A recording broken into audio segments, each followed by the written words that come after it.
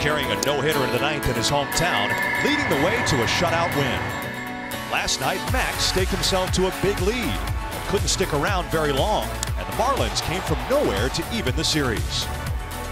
A.J. Cole and Vance Worley start the finale under the roof at Marlins Park.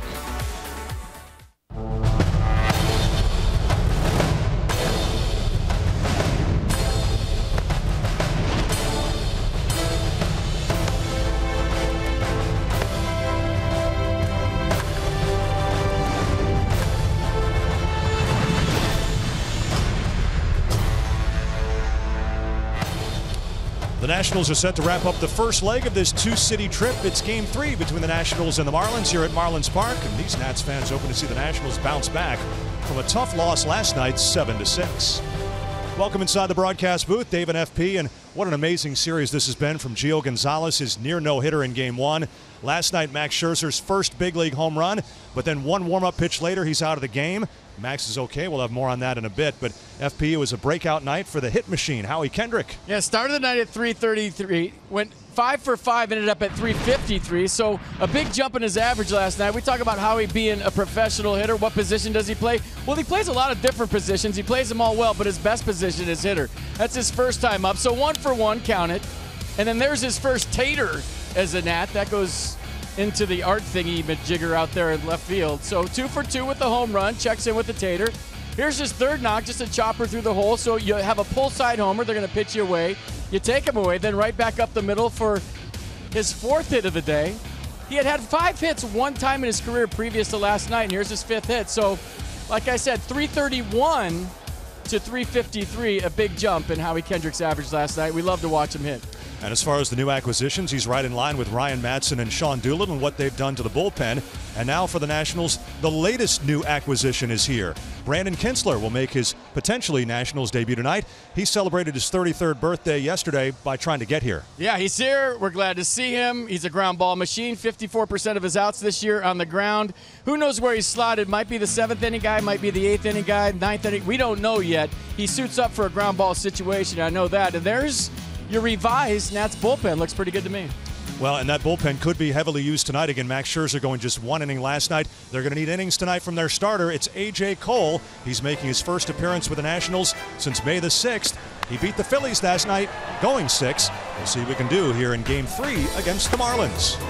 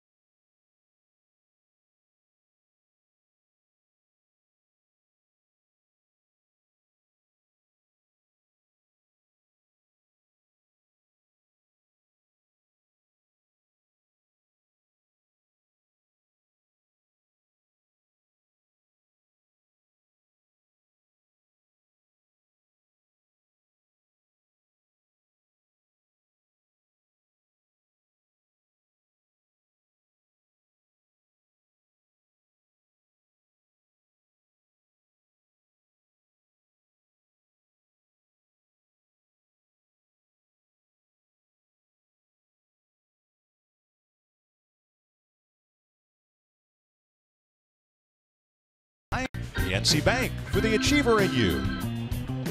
And by American Standard Heating and Air. Go to MidAtlanticComfort.com for special offers and to find a dealer near you. Beautiful look at downtown Miami. Nationals and Marlins moments away from wrapping up this series. The winner will take the series, each side winning by a run. Well, the Nationals, FP, have a long disabled list, and Michael Taylor on rehab, perhaps the closest to getting back.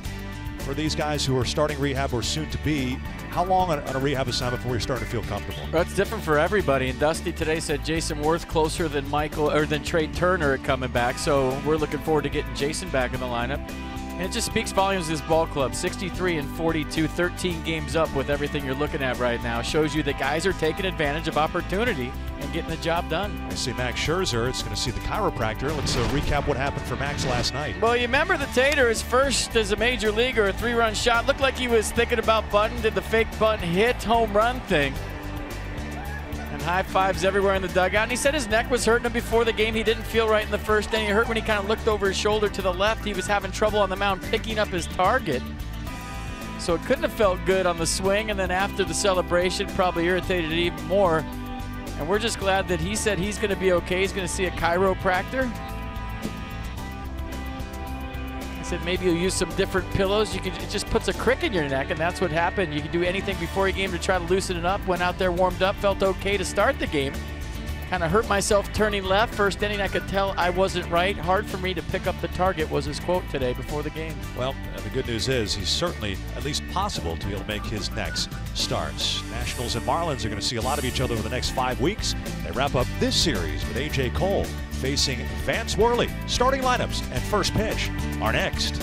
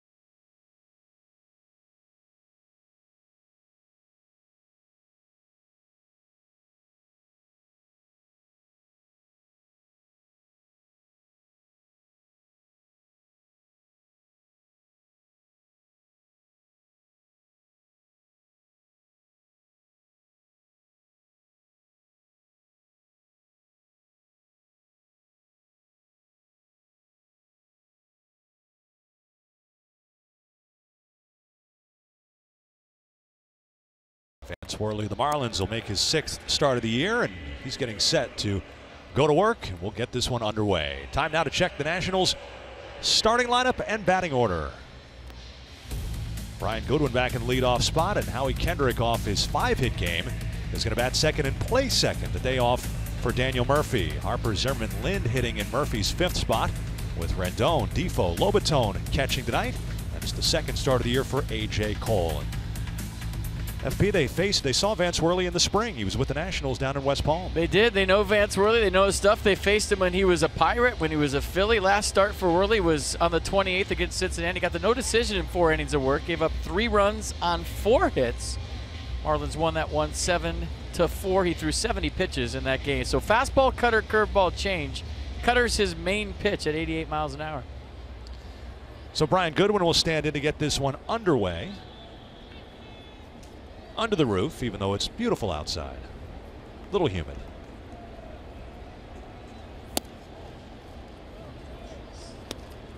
10 after 7 the start time with ball 1 from Worley.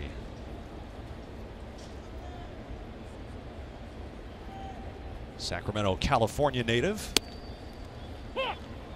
Pitched collegiately at Long Beach State.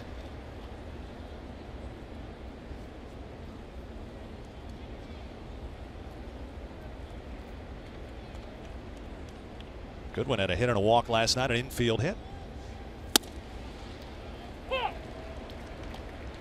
Eric Cooper calling balls and strikes tonight. The crew chief is at first base. Gary Cederstrom, Gabe Morales, and Adrian Johnson, the rest of the crew.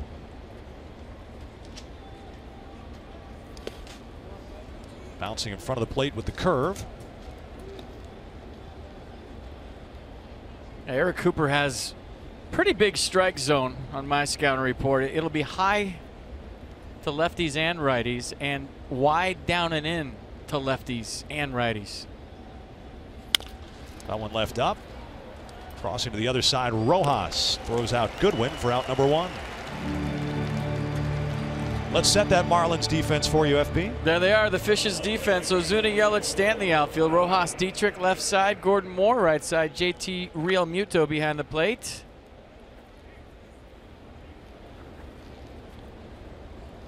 He showed off a cannon last night. He did. He got rid of it quick. He's a good athlete. He runs well. He's having a nice season offensively, and he calls a good ball game. Caught Kendrick trying to steal. Howie 5 for 5. He had been 2 for 10 in his first 3 games.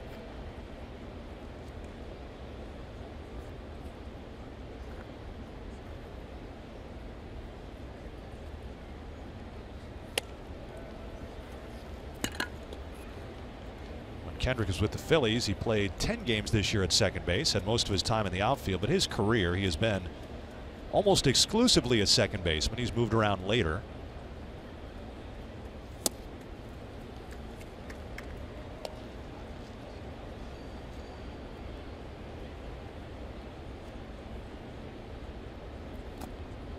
Bryce Harper waiting to take his hacks against Worley.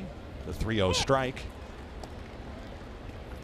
Yeah, 5 for 5 last night, second 5-hit game of his career. 23 4-hit games in his career. Swings through it, full count.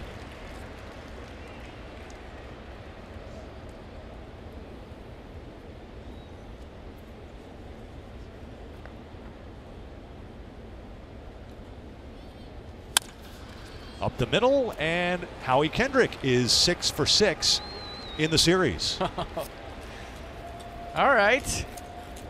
There goes the no-hitter again. Howie Kendrick had the honor last night, and what new? He's got the honor again tonight. So 6 for 6 at the highest level. Not easy to do.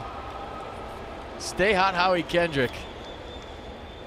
Well, last night we talked about that incentive clause. Yeah. He's gaining on it quickly. He is. That's another $100,000. Yep. He's got 2 of them.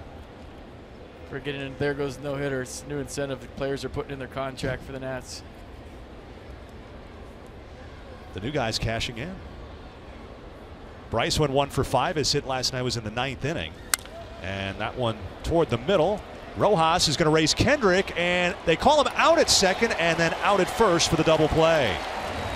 That was a close play at second with Rojas dashing to step on the bag. Well, Rojas took so many steps to get to second. I thought for sure Bryce was going to be safe at first. Worley erases the leadoff hit on 1 pitch with the inning-ending double play.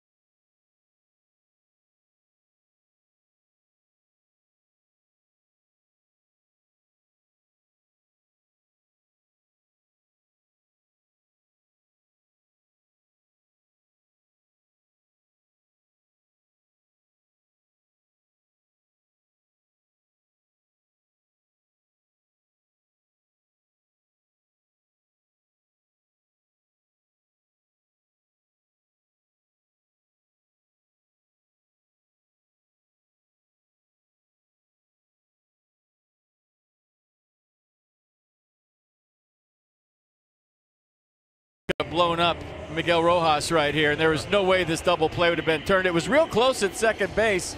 Vance Worley's thinking that's up the middle, but Howie could have really provided some traffic right there, but he did what he has to do now. He slid straight to the base, so it was close there at second base, and I thought Bryce might beat this out, but it turns out he did.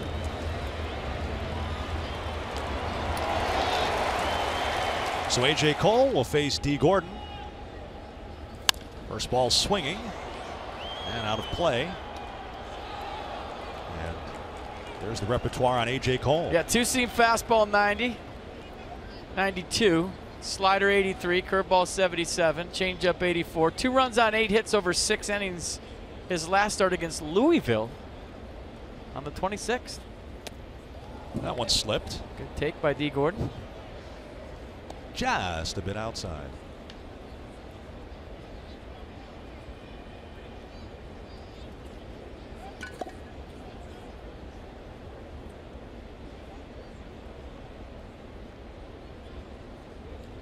Gordon riding a 12-game hitting streak.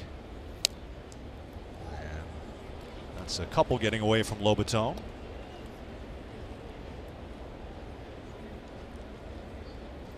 Gordon spoiled Gio's no-hit bid in the 9th inning in Game 1, and had a hit and an RBI in Game 2. So 2 for 8 in the series.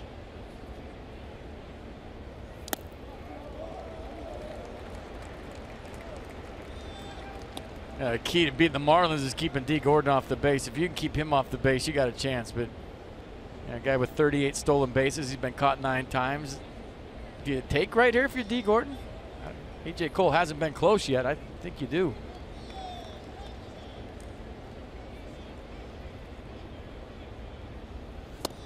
And after a first pitch strike, he misses with the next 4, and it's the leadoff walk for D. Gordon. Let's check out the rest of the Marlins lineup.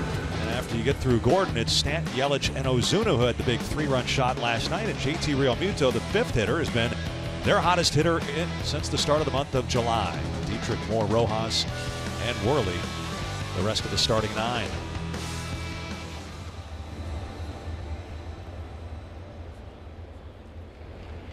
Nationals to this point have held Stanton in check. 1 hit in the series. He has walked 3 times.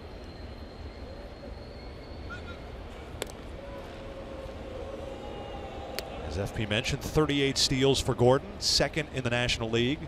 Now, Trey Turner held the lead for a while, even when he was on the DL, and Billy Hamilton passed him, and eventually Gordon passed him. But a threat to go.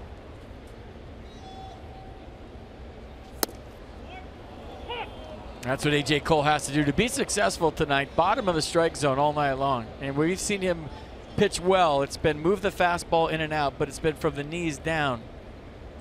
You know, mix in an occasional slider to keep him off balance. But you remember his start against the Orioles last year. You know, that's the best we've seen A.J. Cole, and what he did was keep the ball down all night long. And mixing in the breaking ball.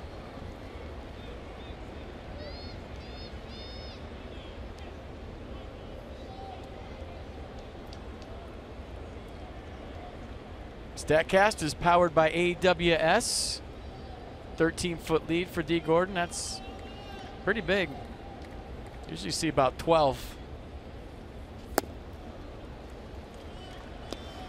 He was leading with his hands on his knees. As a guy who stole bases, does that tell you he's not going to go? Well, or could that be a decoy? It's a great question. Good base stealers have to look the same every single pitch. You can't look one way when you're going and one way when you're not going. So you have to do the same thing, or else you're tipping that you're going. So D. Gordon's a base stealer that does that every single time.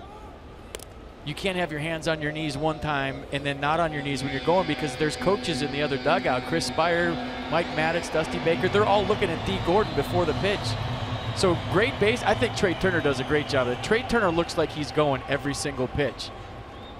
Everything's the same, and D. Gordon the same way. It's just like a pitcher tipping off his pitches. You can't tip at first if you're running.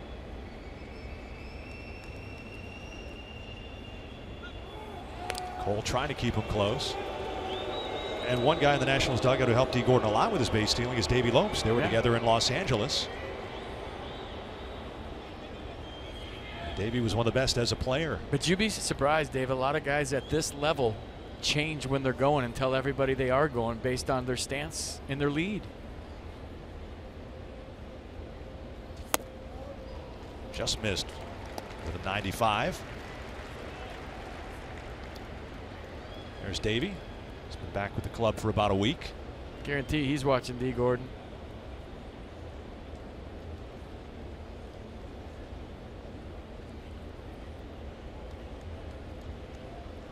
Real big lead there. There he go. Oh, no, he stopped. And it's a good thing he did with Lobaton having to block that one. Now at 3-2, this has got to be automatic. Yeah, I think so. Didn't like his jump. He caught me. The luxury of having a green light. You get the steal sign, you got to go. The manager puts it on, you have to run. But if you have a green light, you can take a step or two, and you feel like you didn't get your best jump, you can stop. Shortened up the lead a little bit. And no, stopped again as this one shot toward the gap in right center. Now Gordon can turn it on. He's going to score easily. Harper tracks it down. It's an RBI double for Giancarlo Stanton. 2 hitters in. Miami 1, the Nationals nothing. Stanton with his 74th RBI. And even though Gordon was not running, he scores easily on Stanton's double. A pretty good at bat for Stanton. Got a fastball bell tie.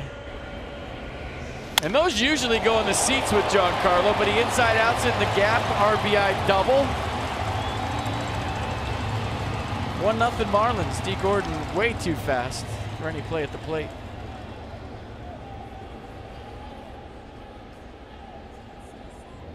Walking Gordon fueling the Marlins rally here in the first. Christian Yelich.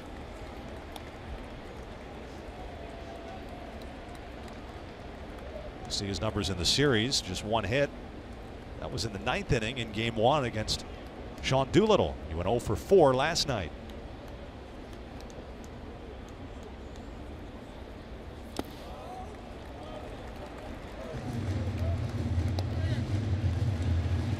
Let's take a look at the Nationals defense. Lynn Goodwin, Harper, your outfield. Defo Rendon left side. Kendrick Zimmerman right side. Jose Lobaton behind the plate.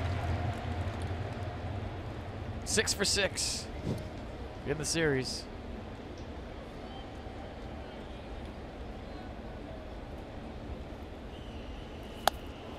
Yelich takes on 2-0. And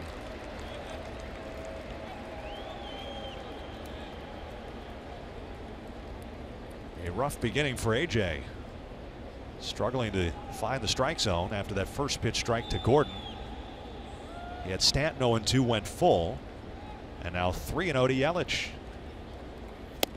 And 4-0. So 2 walks and a double, and 3 batters in. A visit from the pitching coach. Boy, I mean, he's obviously a little bit rattled here early, but if you get a spot start at the major league level, I mean, your mentality has to be whatever's going to happen is going to happen fast. I'm going to pound the zone. If they're going to kick my head in, so what? But I'm going to throw strikes. I'm going to get on the mound. I'm going to involve my defense. I'm going to get us right back into the dugout, hopefully.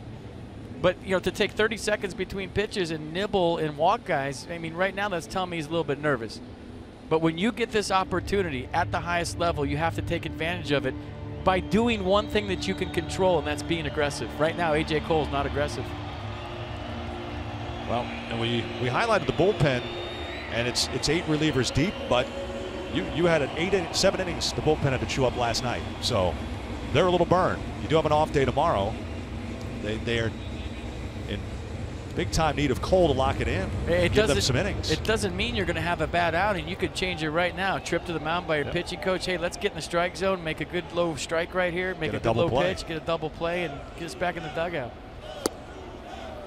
Starts Ozuna with a slider.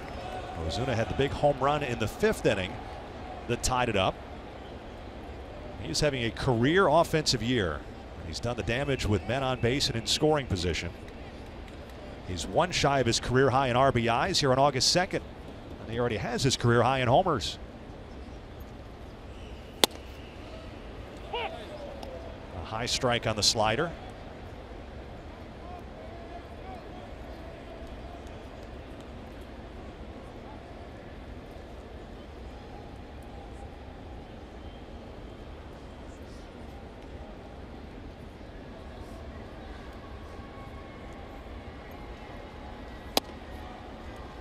2-1. 3 sliders in a row to Ozuna.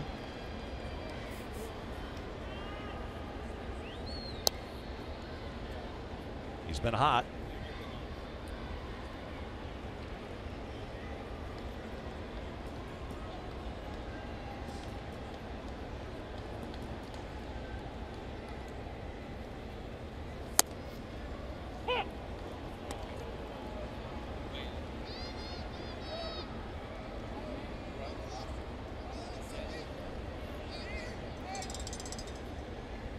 Cole looking for his first out. This will be his 20th pitch.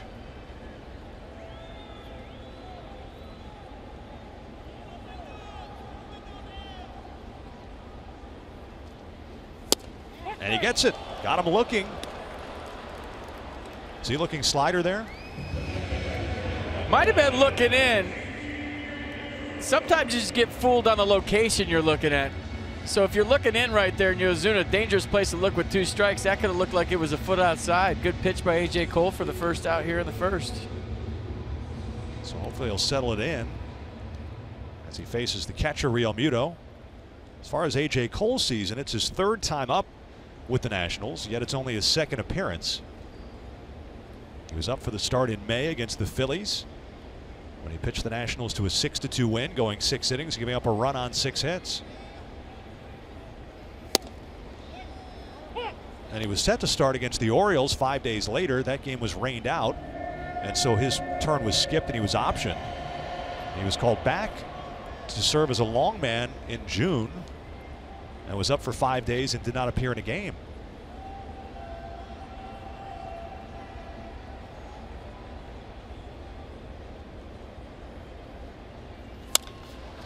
Slowly towards short. This will be tough to turn, so Defoe's going to try to get one. He's got to hurry there, and he just got him. Real Muto can really get down the line. Defoe takes the out at first. Runners 2nd and 3rd with 2 away. So Wilmer's got a habit that he's trying to break. When he catches a ground ball, he puts it back into his glove. Watch him get the ball right here, take it out, and then put it back in his glove and tap it before he throws. Every time you do that as a shortstop, the runner's running about a step and a half, and you see him regroup, tap, put the ball back in, and it made it bang bang at first.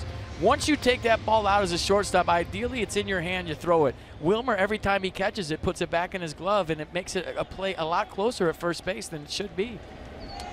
Turned out to be really close. This will be a lift if Cole can get out of it with just 1. Something like that, Dave, becomes so ingrained. And Chris Spire's been working with Wilmer in early ground balls before batting practice to just take it out and throw it. Even Adrian Sanchez has been taking ground balls with Wilmer, but it's such a habit. It's almost like a nervous tick or something that you can't really even control, but he's trying to break it, and for good reason. In the air to left, and Adam Lynn moving in, and A.J. Cole, after a rough beginning, is able to limit the damage to just a run. A couple of walks, a hit. The Marlins leave 2. Ryan Zimmerman comes up when we come back.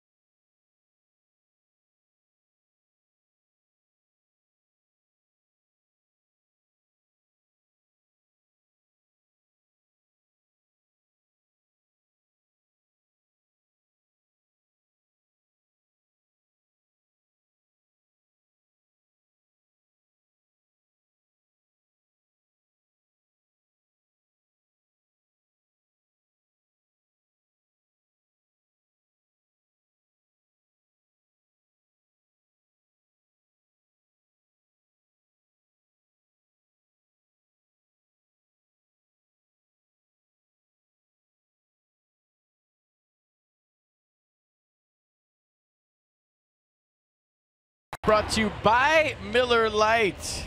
Oh, is that beautiful or what?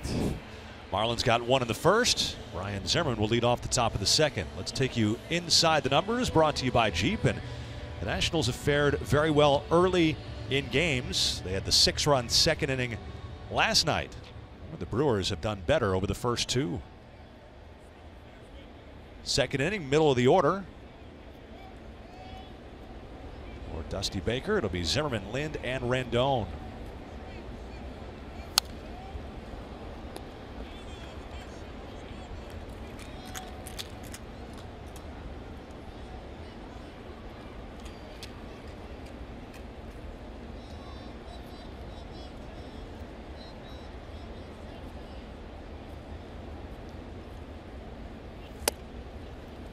Just off the inside. Zimmerman 2 for 6 against Worley.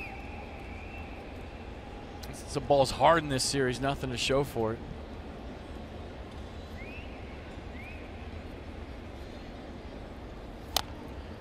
Check swing, and that'll be foul, 1-2. Worley signed with the Nationals, a minor league contract late January, and was with the team throughout most of spring training down in West Palm. He was one of the last cuts before the start of the year. Was released on April 3rd. Signed with the Marlins the next day.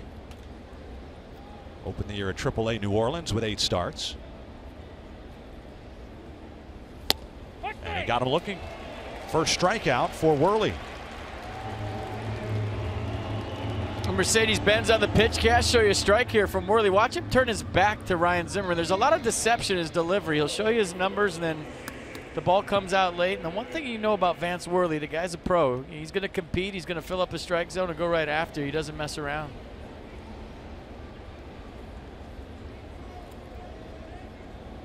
Second start of the series for Lind. We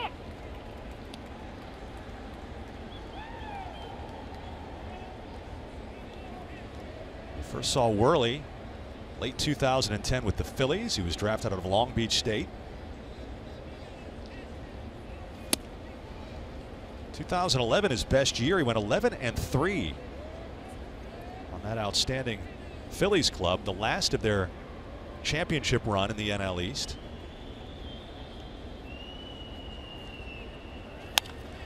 On the ground to the first baseman Moore, and the former National will retire Adam Lind unassisted.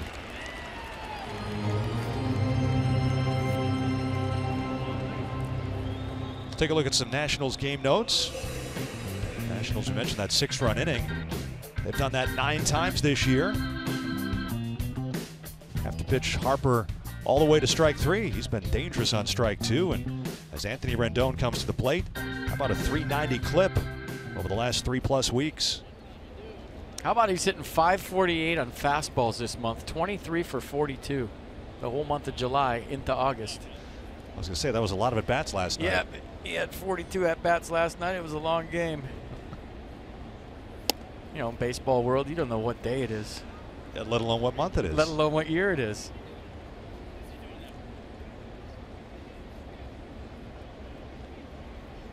That 74 game mark, that was his 6 for 6 game. That's when the hot streak really started for him after not much happening for him in April. He went 6 for 6, 3 homers, 10 ribbies, and he's just kept on hitting. Yep.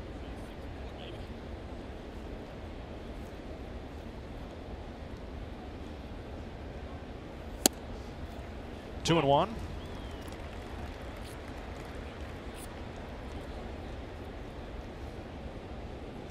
Worley, when he first came up to the Marlins, pitched in the rotation. Then he went back to the bullpen. This is his second start back in the rotation. He has not fared all that well as a starter, with an ERA of 7.5.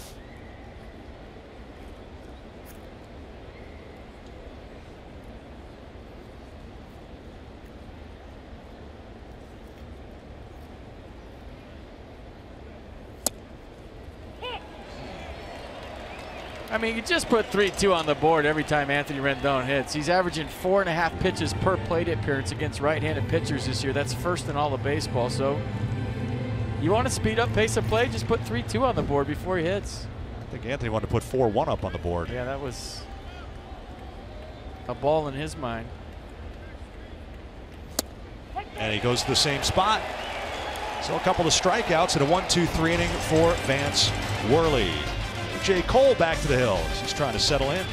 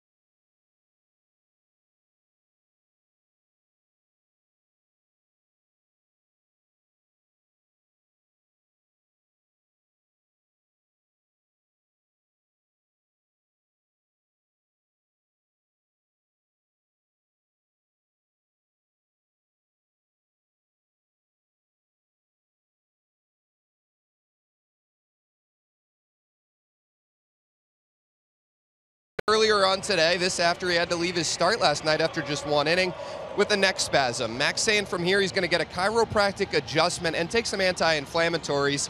Try and get back on the mound 5 days from now when the Nationals will next call on him for his turn, but he did say he's not yet sure about his next start. The bottom line here is this isn't serious, something Max has dealt with before and managed before. Steven Strasburg, meanwhile, has yet to throw his heavy simulated game. That might not happen until next week when the Nationals are back home. And so the uncertainty around those two, plus Gio Gonzalez, whose wife is due any day now, leaves the Nats rotation in flux. They're listing Saturday and Sunday starters against the Cubs as TBA right now.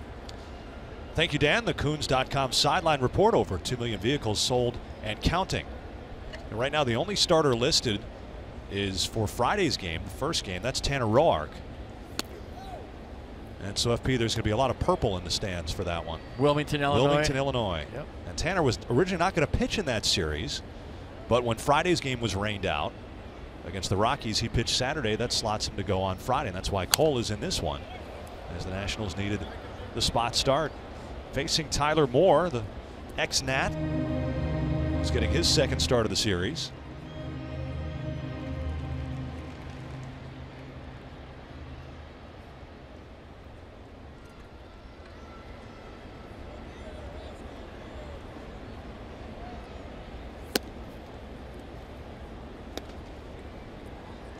Cole able to set down 3 in a row after a walk, a double, and a walk in the bottom of the first. Cubs are hosting the Diamondbacks today and tomorrow. That one stung Moore.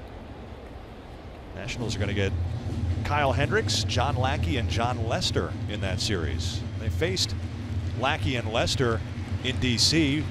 Beat Lackey. Lester had a no decision. Hendricks was on the DL at that point. I think in that start, John Lackey threw his first 70 pitches without a swing and miss.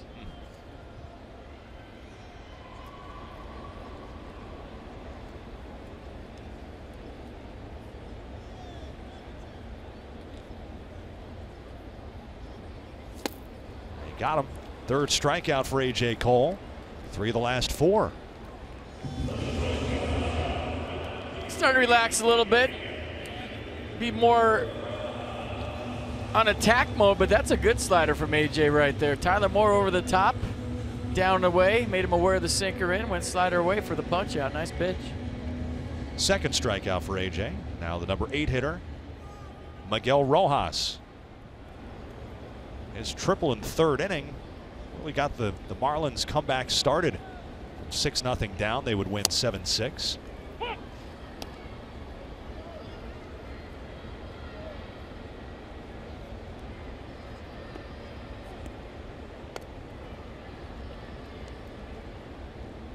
Rojas, a former Dodger, came over in the same trade with D. Gordon.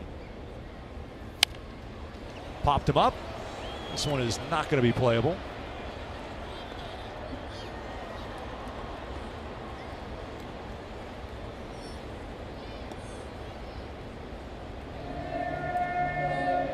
So you're kind of starting to relax out there a little bit, getting that buggy whip on the sinker. If you're nervous and you're gripping the ball and your muscles are tight, your sinker is going to flatten out. It's going to stay straight. It's going to be up in the zone. But if you're relaxed, you get that nice kind of noodle arm buggy whip thing going, and you saw the run on that. That started on the plate and ran off onto Rojas's hands.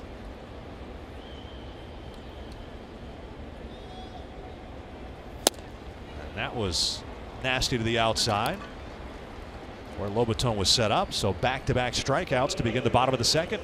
I mean, this was 95 and it had cut action on it. So check out pitch number 2, a sinker, and check this one out. 95 going the other way from Miguel Rojas. So made him aware inside, went outside, made Tyler more aware inside, went outside. So moving the ball all over the place all of a sudden, looking nice.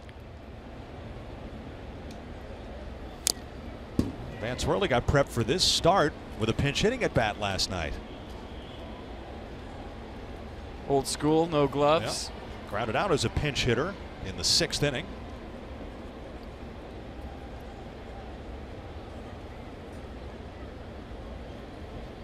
.141 in his career.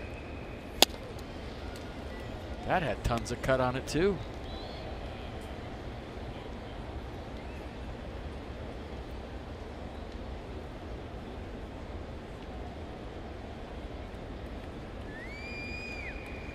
Cole trying to fan the side. And Worley spoiled it.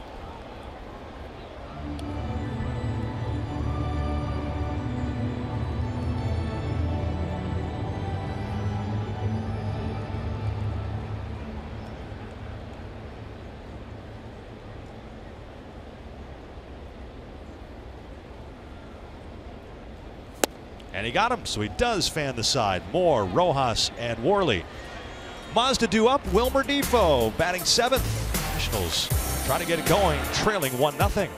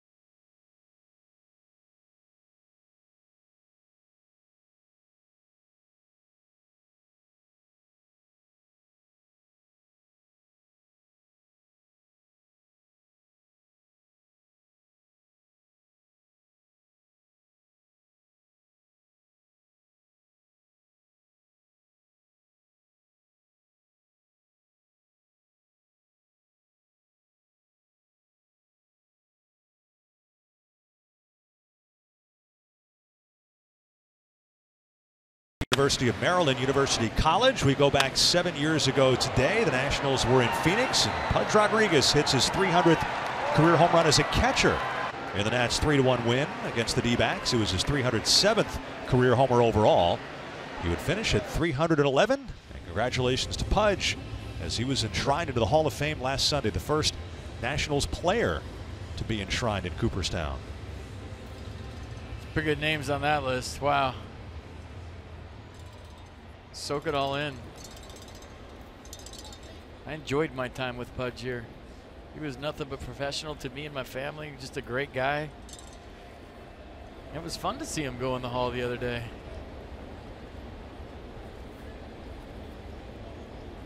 My only Pudge story is I was on first as a Dodger and didn't have a green light and went on my own because I wanted to say I stole off Pudge. How'd that work out for you? He dropped the ball, so I stole on Pudge. You got him. Yep.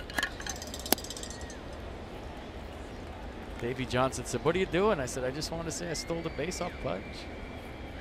He said, "I didn't give you the steal sign." I said, "I don't care. I just wanted to go. Just felt like it." Didn't play for 10 days. You showed him.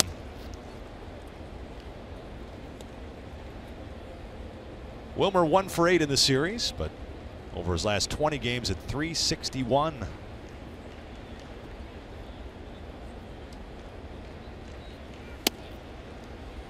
Ball 3.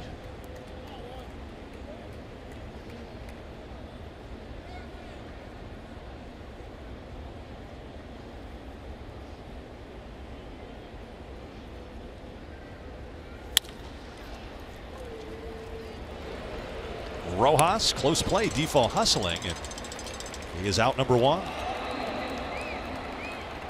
Flashback a little longer than that. How about maybe the most memorable moment for Pudge Rodriguez? Maybe Jeffrey Hammond with the blooper in front of Jeff Conine. JT Snow trying to score from second, tried to plow Pudge, and you remember what he did after this, held the ball up for everybody to see. Back when you could run into catchers and then got tackled by his teammate.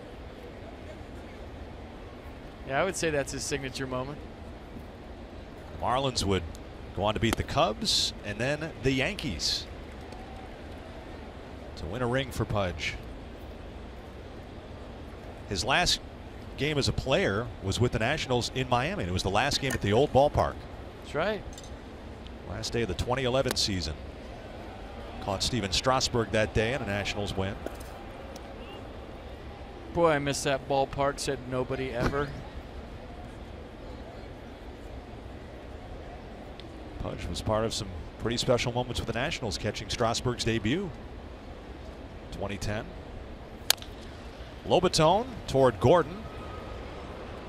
Plenty of time, 2 away. Join us in celebrating Dream Foundation Day on Saturday, August 12th, as we recognize the charitable works of the Nationals Dream Foundation. Mystery grab bags will be available on the main concourse, containing a baseball autograph by either a player, maybe even Dusty Baker. Who knows? Proceeds benefit the Dream Foundation. Visit nationals.com. H.A. Cole looking for his first major league hit.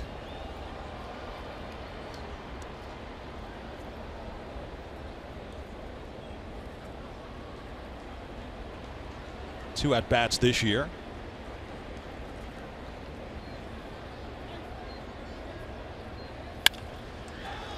And Rojas gobbles that one up.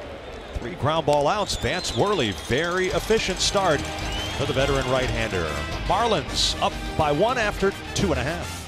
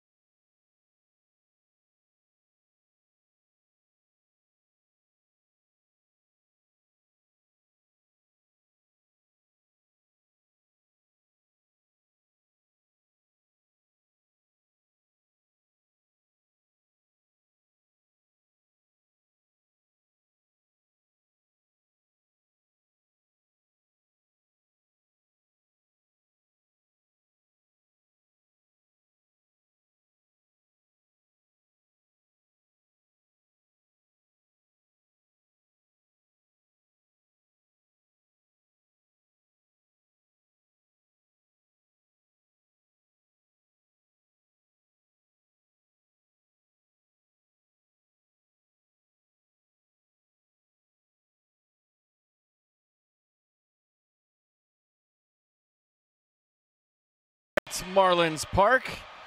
where we're stuck indoors and it's 85 degrees outside. What's up, dude? Little natty dude there. I see red people all over the ballpark, and we all love cotton candy. We all love College Day at Nats Park, too. Calling all Hokies, join the Nats on Tuesday, August 8th. Celebrate the 3rd of 7 College Days at the ballpark with a special ticket. You get that hat you're looking at, and Virginia Tech students, alumni and fans will enjoy an outfield reserve ticket. That's a new era hat, by the way. Visit nationals.com/special ticket. Still going to town. There's some pitchers that would probably put that on the inside of their hat if you could. I don't think that thing's going to last until the inning starts. No, it's crushing. Cole was a little late getting out there, in fairness, after making the last out, but he can finish off a cotton candy at the time it took him to throw 8 warm-ups. Good. Numbers 10 career starts as a big leaguer. Top of the order awaiting him. He walked Gordon, and that led to the Marlins run, doubled in by Stanton.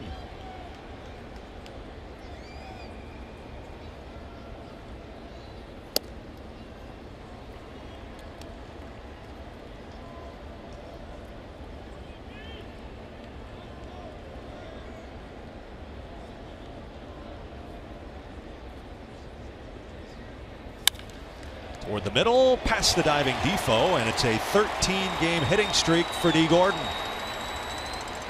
So Cole's right back in the same scenario as the first inning. Well, this time it's a leadoff hit rather than a walk. Not trying to do too much, just play a little pepper up the middle. And now let the games begin. A.J. Cole going to have to keep D. Gordon close at first as he goes for steal number 39 probably somewhere in this sequence. First inning he started to steal a couple of times and then stopped.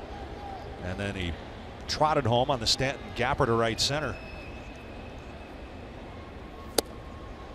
Cole's pretty quick to the plate, and that's probably why D. Gordon started and stopped.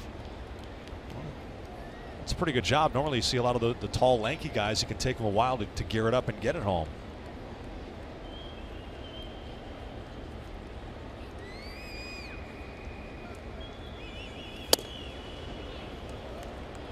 Two and 0.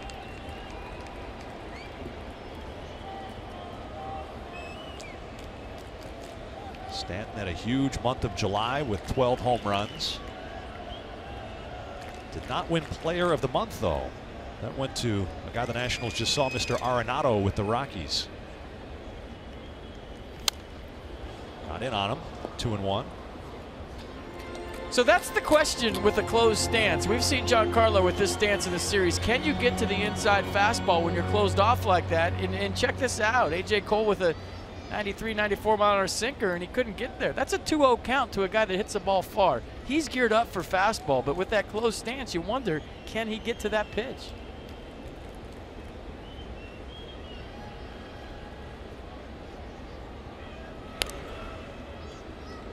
Is he better able to get to the outside slider with this? I mean, his power, just the way he's standing right now, is going to be right back to the pitcher and toward the right field foul pole. You're thinking, he'll probably hit off speed to the pole side for a home run, but I'm thinking 95 and above. It's going to be tough for him to get there. I mean, that was a 2-0 pitch. He was cheating in there probably and couldn't get there. And if you watch him play every day, Dave, you feel like teams work him away, right? I'm making Giancarlo Stanton beat me the other way. I'm not giving him anything to yank over the Budweiser bar in left field or over the artwork.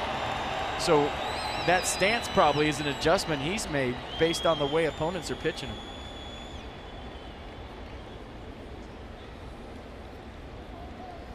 Gordon running. And in the air to medium center. Good one, a late break. Kendrick getting out and under it to make the catch. That was a big pitch with Gordon running on 3 and 1 to get the out. Yeah, he's frustrated right now. He got a pitch to hit. The slider backed up, and you see the reaction. He went down to a knee, frustrated because in his mind he should have done more. Very rarely do you see Giancarlo show emotion. He got up and ran hard to first base after he threw his bat.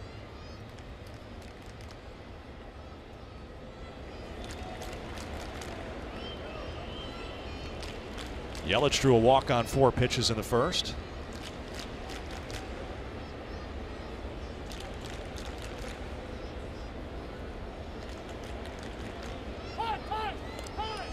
Time was called before the throw over. Do you remember when Giancarlo was Mike? How weird? Weird does that sound now? I remember the former National, former Brave, former Yankee Mike Stanton. I remember the first year we came here and he was Giancarlo. I called him Mike like 4 times on the broadcast. And now Mike just sounds strange. Yeah.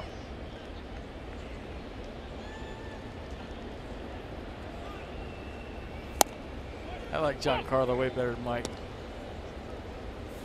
Did you ever face the other Mike? The lefty reliever? No. Spring training. Yeah, he's still frustrated. He's throwing cups down there. He got his pitch.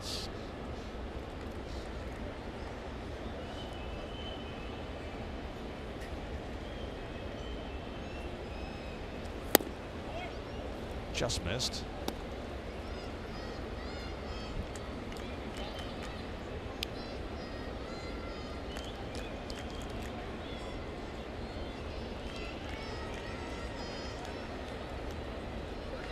Nationals have held Yelich in check throughout the year. 27 at bats, no RBIs against the Nats.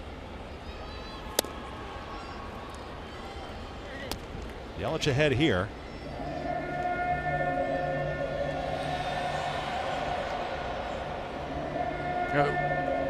We watched D. Gordon a couple years ago just running to outs, stealing bases, and right now he's just not getting a read on A.J. Cole.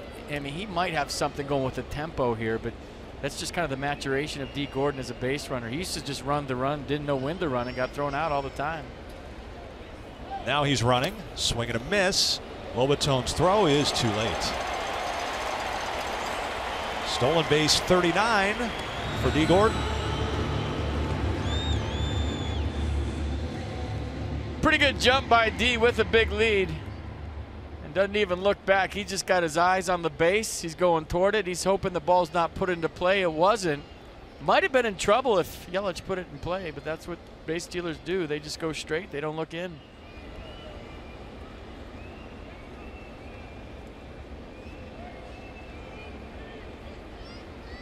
It's dangerous when there's a big crowd because sometimes you can't hear the ball hit the bat.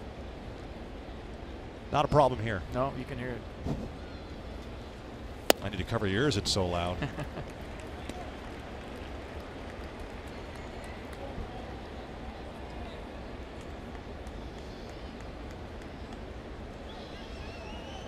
Big spot for Cole here with the full count on Yelich and the dangerous Ozuna. Down a run.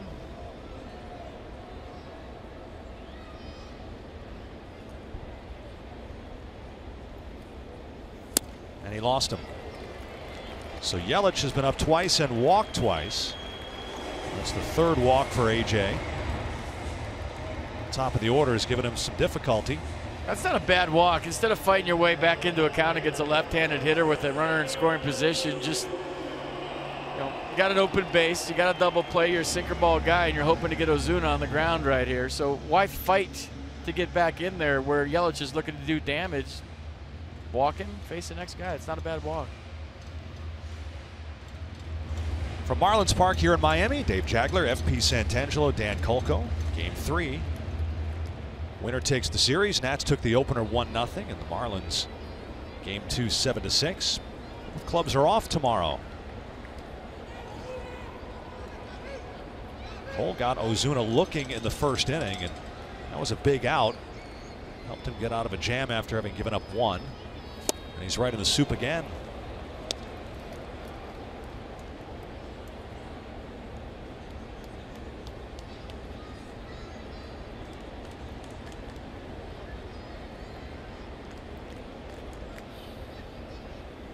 Showed him 1 slider in the strike zone. You could expand away with it now, and he might have to offer.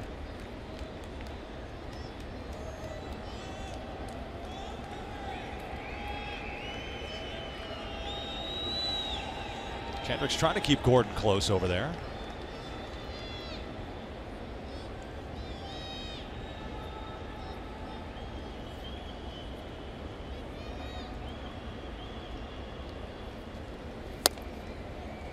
chase.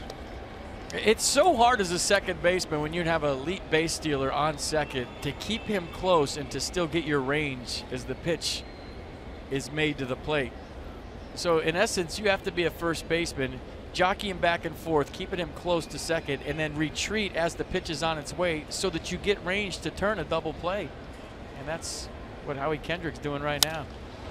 Long drive to left, but playable. Lynn coming in to make the grab, and Gordon's going to test his arm and scamper on back. What we've seen from Adam Lind in the outfield, he's going to hit the cutoff man. Wasn't a bad play there. Well, and the more plays he makes in left, the more Dusty Baker has confidence to put him in the lineup and get his bat in there. So he's done a nice job at the homestand of running balls down to his left, to his right, coming in on line drives. It's a spacious left field for him to play. I mean, it's important for him to show his manager and his teammates and maybe his pitchers that he can run stuff down, because that allows Dusty to run him out there every day. Done a nice job. Cole trying to wiggle out of it.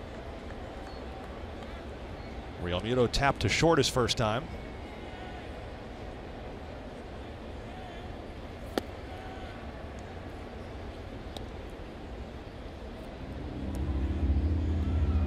Yeah, I didn't see Matt Wieters put on a sign, Jose Lobaton, excuse me, put on a sign.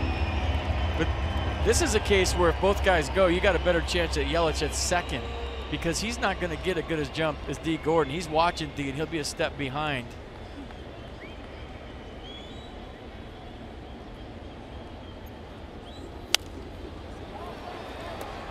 Lobaton gives it a look, and the basket catch, and he makes it up against the screen. So A.J. Cole wiggles out of trouble again. He pitches around the hit and the walk, and Lobaton dealing with the screen, able to haul in the third out.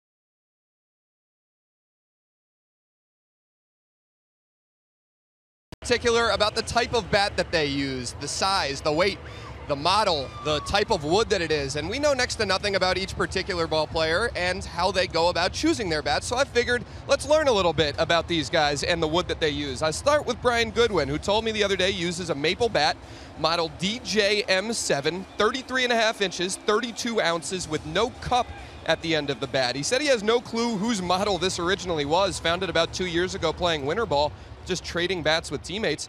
Had a lot of success once he started using this model, had lots of hits in it, and he's largely stuck with it since. He uses a few different manufacturers, but for now, guys, going with a Dovetail DJM7. Well, a lot of times the letters are the initials for the guy who designed the bat. So, you know, say Bryce Harper has his own model, it'll say BH, whatever, whatever, whatever. So DJ could be Derek Jeter, Dave Justice, I don't know. That was DansKoons.com's sideline report. Over 2 million vehicles sold and counting.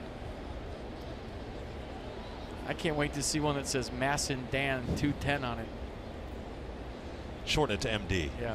that one has no hits in it. He's a doctor. No hits whatsoever.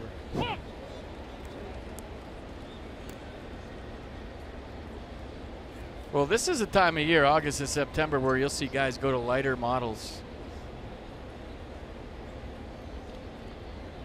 You know, if fatigue starts to set in, and say you use a 32 or 33 ounce bat early in the season, the bat starts to feel heavy, and a lot of guys second half after the All-Star break will drop an ounce just to keep that bat speed, to keep that thing feeling light in your hands. And Goodwin with a base hit. His third of the series. All right, Dan, what kind of bat is Howie Kendrick using? You're 1 for 1. A nice short swing. We like Brian Goodwin's swing. See him squared up to the pitcher, both eyes on the baseball, and just foot down early. Short, compact swing. Another hit for the Nats leadoff hitter. Hit for the DJ. I'm going to go Derek Jeter on that one. All right. He's about to buy this team, so why not? 6 for 6 in the series.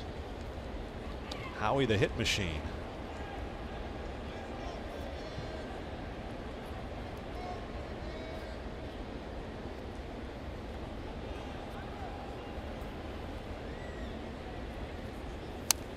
Cool. It's a good swing.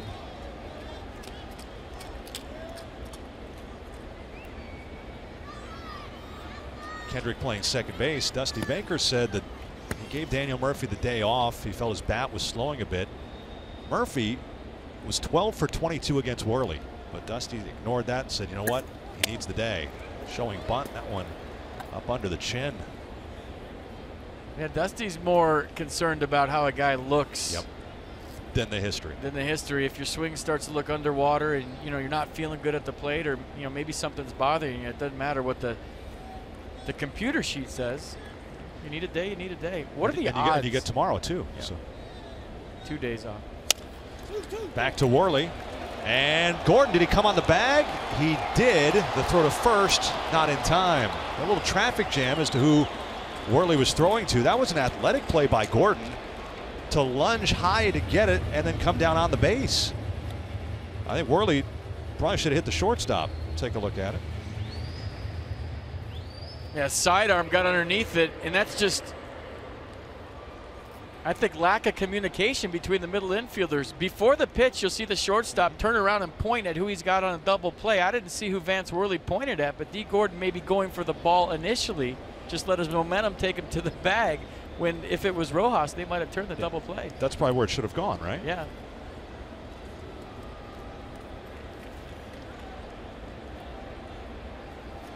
So the Marlins don't turn it. Harper gets a chance with a man on base.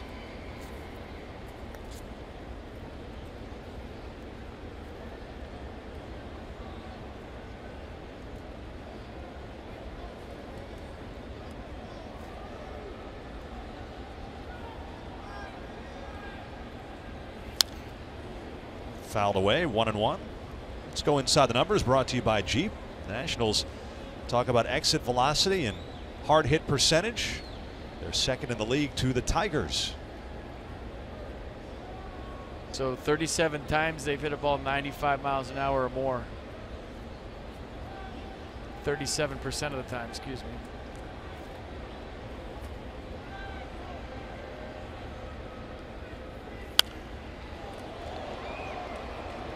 Ball 2 strikes.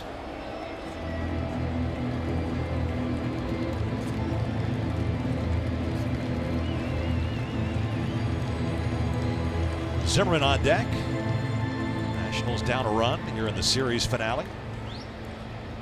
Now Bryce gets into these stretches where he fouls off his pitch. When he's locked in, he's either standing on second, jogging around the bases, or in the dugout. And hits that one right to Moore, who takes the out at first. Kendrick in the rundown. Rojas applies the tag, and now Rojas is shaken up. If he jammed the wrist on the tag, but the Marlins get the double play, and Harper's gone into a pair of them in 2 at-bats tonight. 1-0 Miami.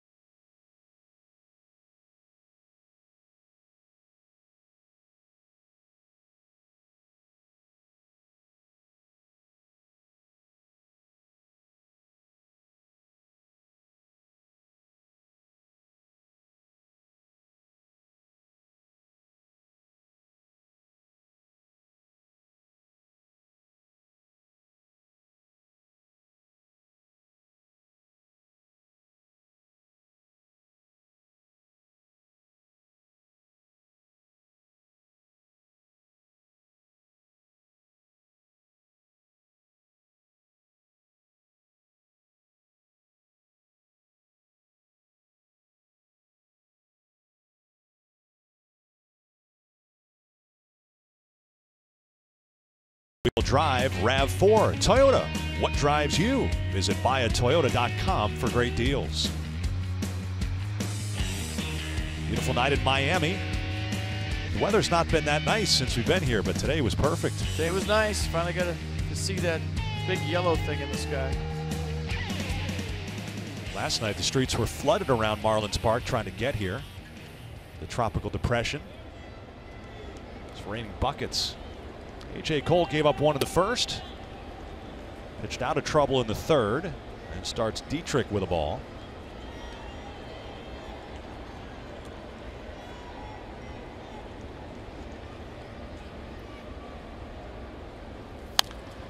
Popped him up. Defoe calling for it. One away. 2018 Nats Plus memberships are on sale now. Guarantee the best available seats for the 2018 regular season. Plus, get access to the 2017 postseason tickets, 2018 All-Star Game tickets, and the T-Mobile Home Run Derby. That's going to be fun. Visit nationals.com/2018 today. Marlins Park hosted the All-Star festivities just a few weeks ago. Marlins had a long road trip going into the break, and their homestand ending tonight. They go to Atlanta.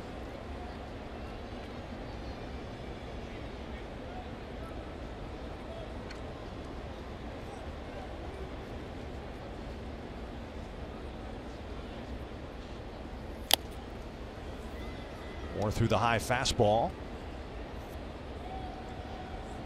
The Marlins are piecing it together at first base with Justin Bour, who was part of that home run derby, and he lost in an epic first-round matchup with Aaron Judge. That was fun. Do you think Judge can hit the Bud Light Loft next year at Nats Park? Do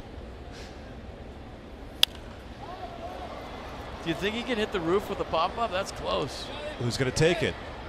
Cole, the pitcher, does. Whoa. How many times do you see that? Never. Look at Ryan Zimmerman just shaking his head going, yeah, okay, that's yours. I mean, that almost hit the roof. And A.J. Cole just walked down the mound. He had 4 fielders that play every day standing around them, and he catches this. Look at this.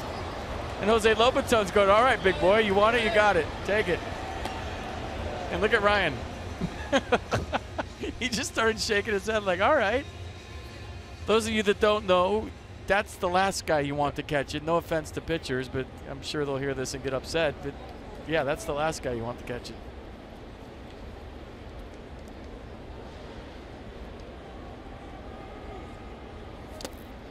Rojas, who was a little shaken up, goes after the first one. Seems to be all right that he's still in there. We talked about last night the pecking order on pop-up. Shortstop takes them all. Where does the pitcher fall in the pecking order? Do people laugh at him if he calls for it? I would say 10th out of 9 guys. Okay.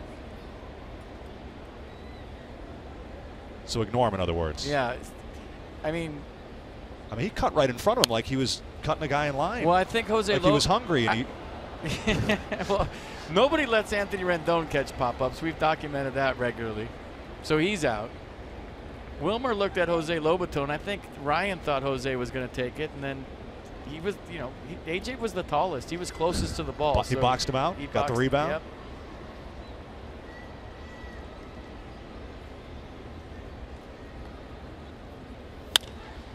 And over the leaping Kendrick for a base hit. Rojas, as the ball juggled, is going to take second. That'll be an error. As Rojas had stopped, and then Goodwin, cutting in front of Harper, juggled it. And so it'll be a 2-out single and an E8. Rojas is still shaking that wrist when he tagged Kendrick in the rundown to end the inning, but he was able to hit a bullet with 2 outs. Looked okay on that swing, and right here, Brian Goodwin's going to do the spin move. And did you see him peek up before the ball was in his glove? But I think he was trying to see if Rojas was actually going for 2 before the ball went into his glove, and that's where it got weird. That's just Brian's second error of the year, as he's played well, whichever outfield position he has patrolled. Well, positive for Cole is, even with that runner at scoring position, you just have to get out the pitcher, and that was the case anyway, even if Rojas was still at first. Pitcher can hit, though. Used him as a pinch hitter last night.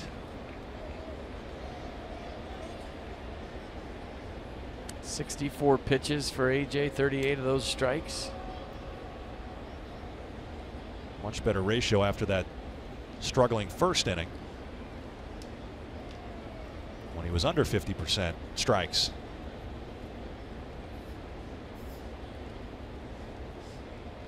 On the positive side.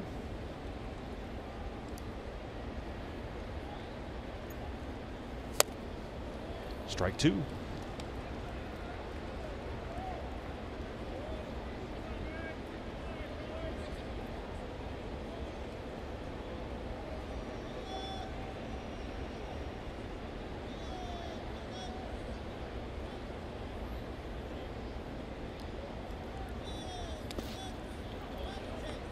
Runner holds. Nice block.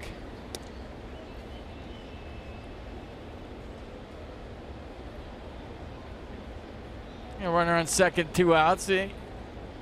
Figure, well, what's the big deal? Well, you keep him at second. Now you can throw that pitch in the dirt again. You don't have to worry about it going to the screen for a run.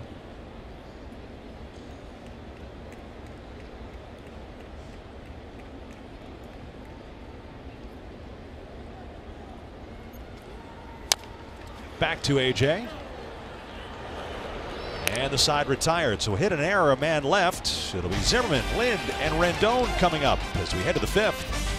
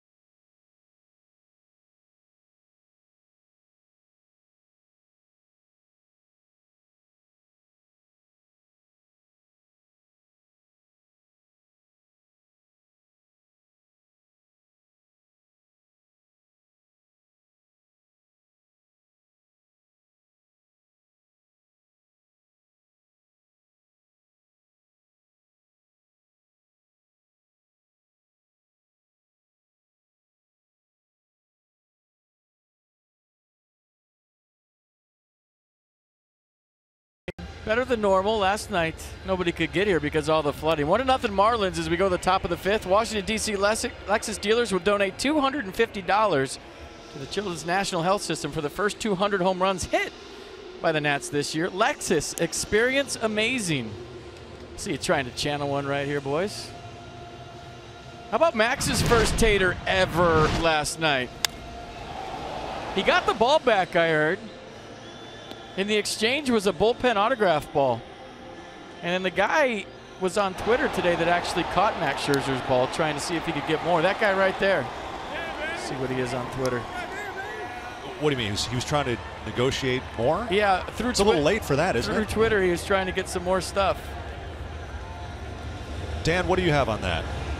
Dave, as we've talked about Max Scherzer, the neck issue last night, he had a hard time turning his head to the left. He said that actually helped him on his swing because he wasn't able to pull off the ball. So he kind of credited his neck issue for helping him stay in there and hit that home run last night. Yeah, most of his hits in his time with the Nationals have been to center or to right. Right. He seldom pulls the ball.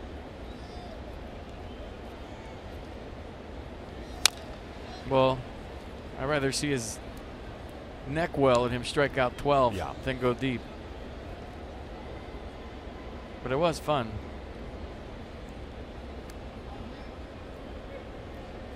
Maddox would too, but he does celebrate when his pitchers do well at the plate. Hey, he goes up and down the dugout giving knucks to everybody. Moore giving it a look. 0-2.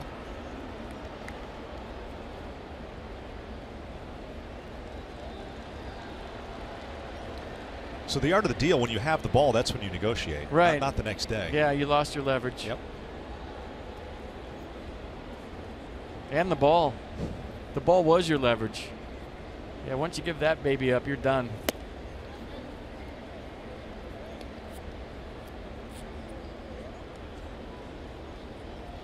I like the guys that just like the guy that handed Albert Pujols his 600th home run, and then he got down on the field and took a picture with him. To me, that's better than anything. I mean, you give me a That's jersey. priceless. You can't put a price on that. You give me 10 jerseys and 100 bats and 5 dozen baseballs signed by him. To get on the field and shake his hand and to actually meet him, that's priceless.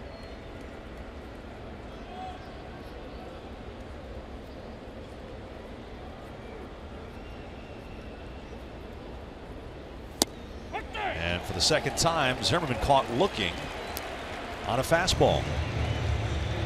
Third strikeout for Worley. All 3 strikeouts have been looking. Mercedes-Benz on the pitch cast. Fastball away, almost identical to strike 3 the first time to Zim. Yeah, the guy said, "Hey, Nationals," and then he tweeted at Max Scherzer, "I caught your first career home run ball. Can I meet you for a picture after the game?" I don't think anybody got this till today. Good That take. one slipped. Just missed. The Nationals have 2 hits. Both have been erased on double plays. So Worley's faced the minimum here into the 5th. Cutter.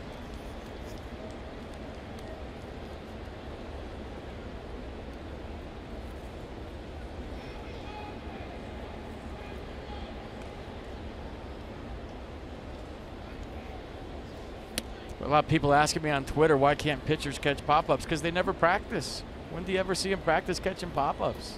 They play once every 5 days. Every time there's a pop-up in the infield, infielders call them off, so you don't want somebody taking that chance that doesn't ever do it.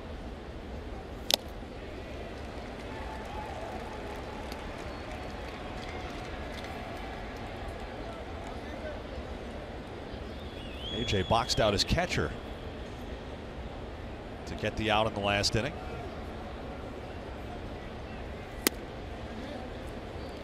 Good take for a full count.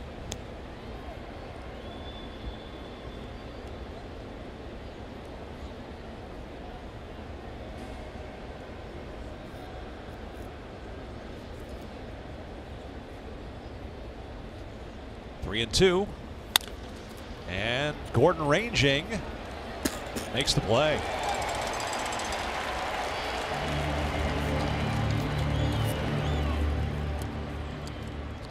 Let's go inside the numbers, brought to you by Jeep. Take a look at the Nationals' outstanding third baseman and where he ranks. Slugging percentage high. Yeah, on base percentage high. Walks to strikeouts. I mean, he's having a fantastic season.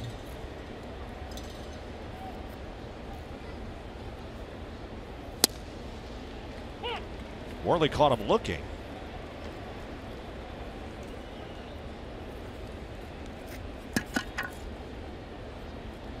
Not many hitters these days with more walks than strikeouts. Rendon is one of them. To shallow center. Yelich into the dive, and he caught it. Yelich a bit of a late break. Then he laid out and robs Rendon. Well, he's got those long strides where it looks like he's not even running. He's just picking up and putting them down and gaining tons of ground. And then when you have long limbs like this, you can go fully extended and take it right off the grass. What a play by Yelich.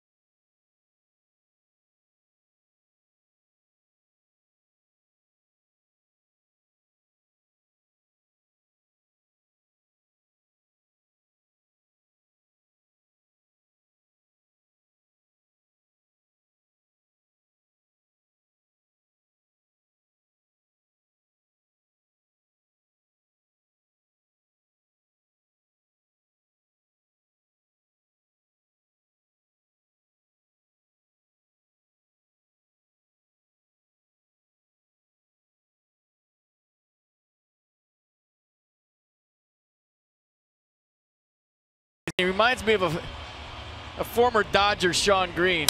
And Sean played a lot of right field, but if you watch him run, this is exactly how Sean Green used to make plays.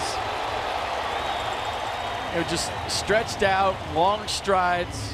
Sean Green was left-handed, obviously. But Vance Worley appreciates the effort. And another nice play by Christian Yelich in center field. Anthony Rendon didn't like it. D. Gordon gets into one. And Harper can't get it. And this is going to be a triple.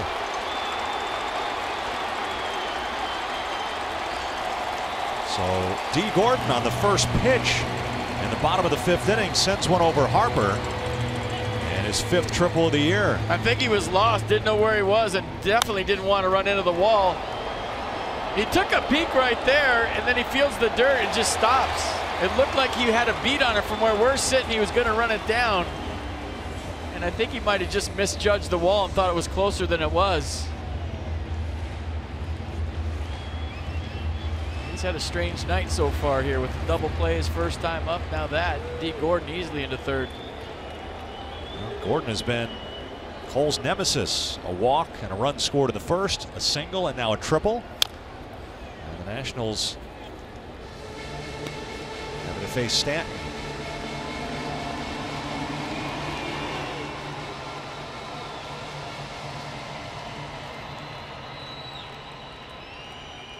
Nationals will concede it here with no outs and Stanton up, playing back.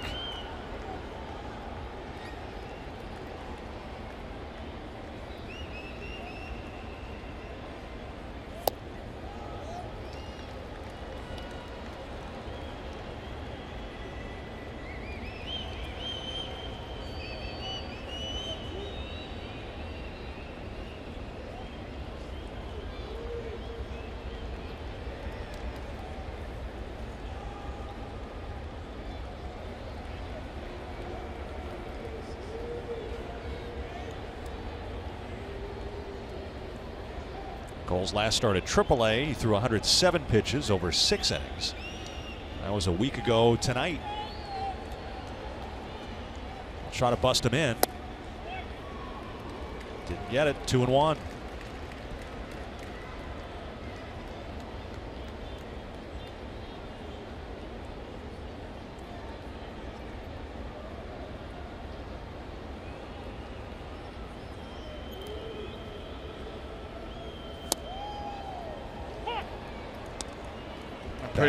Pretty good slider right there. I think Stanton was leaning out over, thinking about driving it the other way, and that kind of locked him up, and he's having a talk right now with Eric Cooper. Remember the scouting report we gave you earlier? He likes to strike down and in to righties.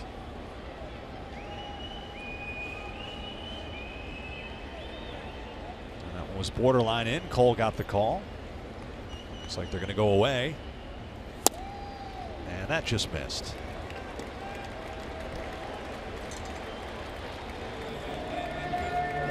Struggled to get that runner in, even though he's sitting there at 74 RBIs. Still talking about it.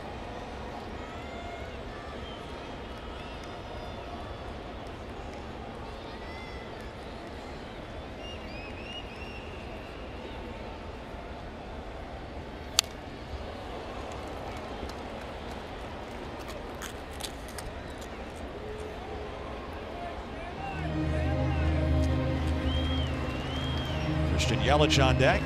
Stanton was frustrated in his last at bat with himself popping up a pitch he thought he should hit. This at bat, he's had some frustration with the strike zone.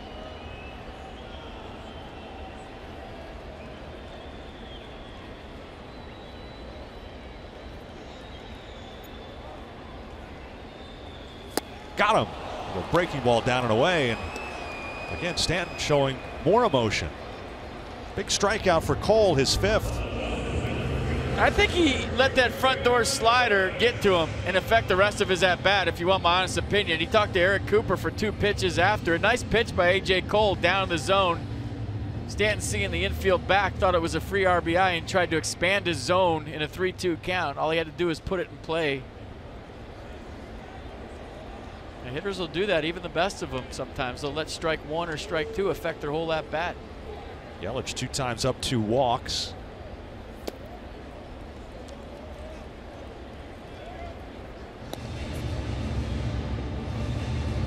So now with 1 out, the Nationals will move the infield in. They were back with no outs. Though again with Gordon at third, it's got to be a rocket to potentially have a play at the plate. Yeah, you feel like up 1-0. This is contact play all the way for Don Mattingly. D. Gordon going to get as far as Anthony Rendon's off the base. Try to get a walking lead into a ground ball right here and force the issue. Rendon is a little bit off the line with the lefty up. And that is just foul.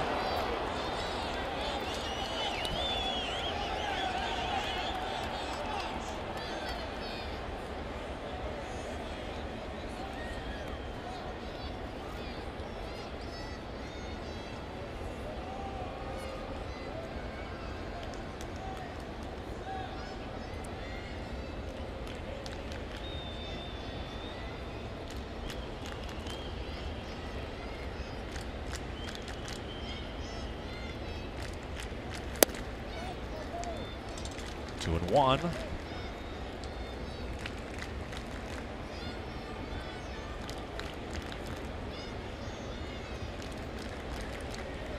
Does Cole attack him here with Ozuna on deck? Well, he's walked Yelich twice tonight. He struck Ozuna out, and Ozuna flied out to left. And this is in the air, deep enough. Will the park hold it? Plenty deep enough. Home run number 13 for Yelich. 3-0 Marlins.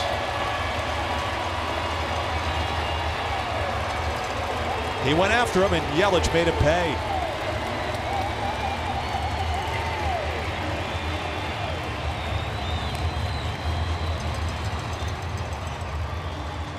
Yeah, down and in, just drops the barrel on the baseball.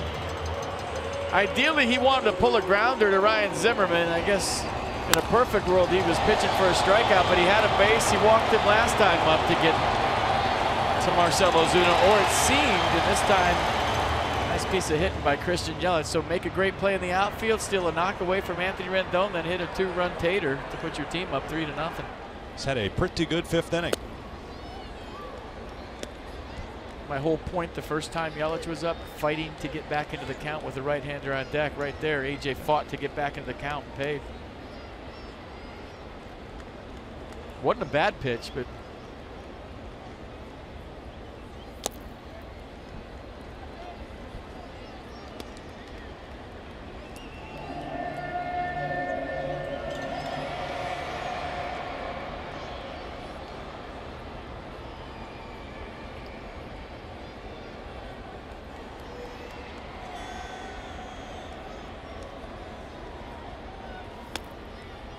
now after the home run, 3-0 to the ensuing hitter.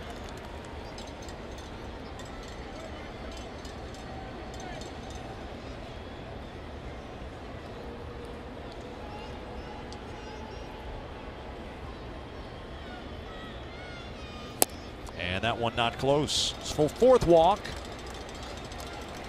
And Ozuna on base for the first time. And that'll bring Mike Maddox to the mound. 3-0 slider right there to Ozuna. Top of the order, FP, you've got Gordon 2 for 2 plus a walk, and Yelich 1 for 1 plus 2 walks. This part of the order's done the damage.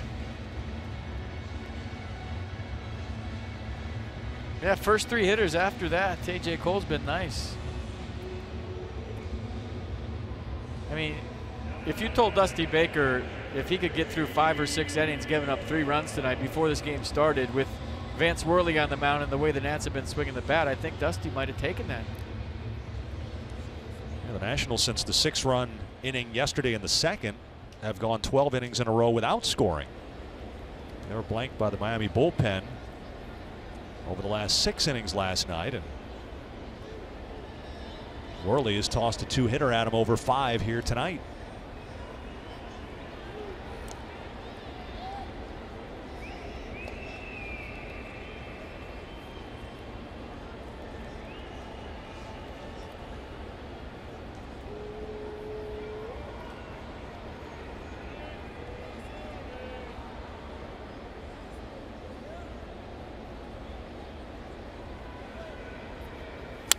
This one ripped, but it's going to hook foul.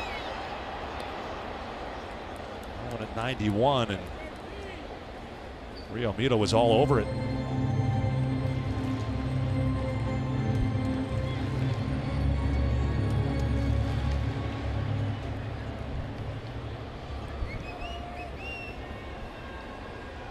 Does he shave yet at all, ever? The gift of youth. He looks like a junior in high school. He is now. 25. Couple of hops to Defoe, backing up on it. They get the force at second. That's all they'll get with the speed of Real Muto. 2 down.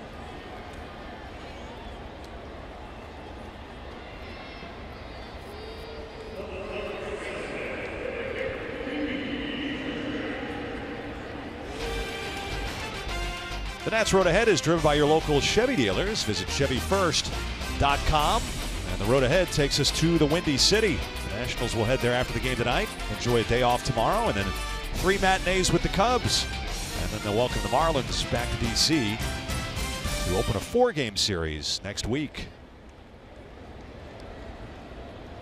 Top 2 teams in the NL East and Central. Division leaders will match up this weekend.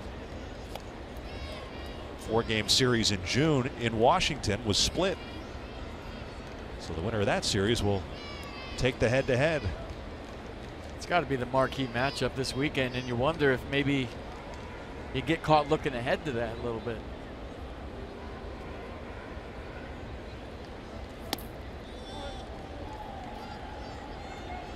Nationals will have the off day tomorrow. The Cubs are playing through till Friday.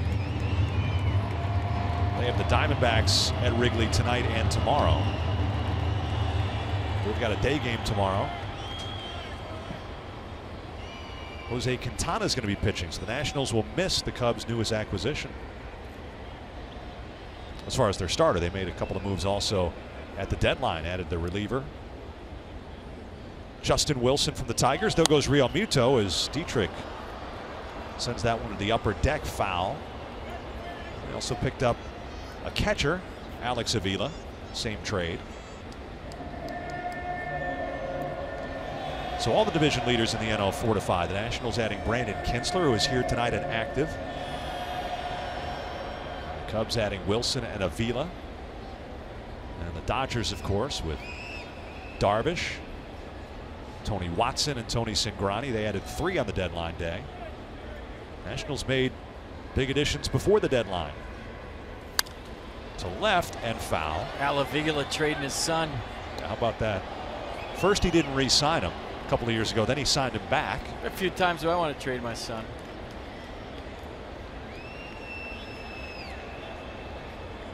Thanks, Dad. I just picked up 15 games in the standings.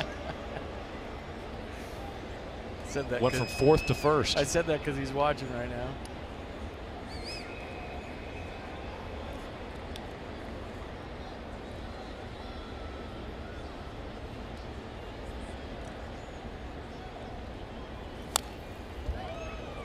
Dietrich alive at 1 and 2. Did anybody gain more games in the standings than Howie Kendrick, though? He went from the Phillies, I think they were 25 out at the time, to the Nats 13 up, I think, on trade day. 13 and a half, something like that.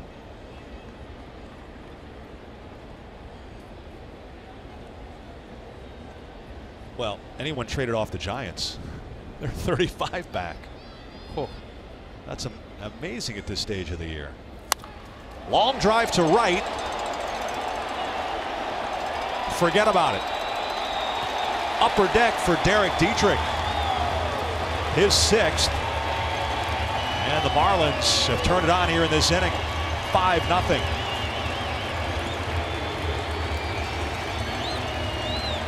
Two-run homer for Yelich. Now a 2-run homer for Dietrich. See the location, down and in again. Similar pitch to the one Christian Yelich hit out. Derek Dietrich looking in there, high drive, and it, I think, got into the upper deck. So just his 6th home run this year, an upper deck shot.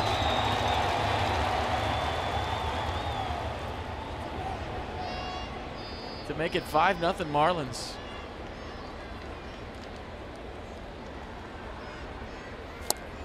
Cole is due to hit 3rd in the top of the 6th, though. Dusty Baker's trying to massage one more out of him. There's nobody warming in the bullpen.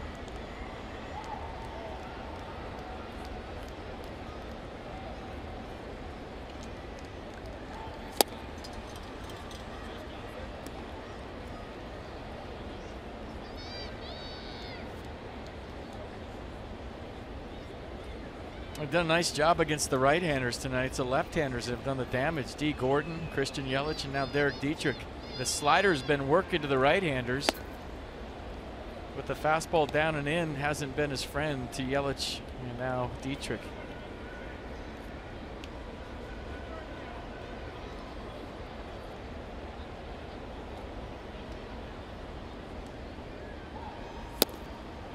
Two and two.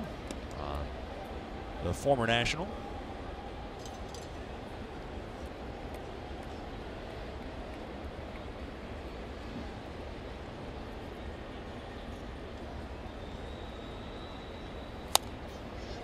Cued foul over the dugout. Cole entered the inning at 67 pitches.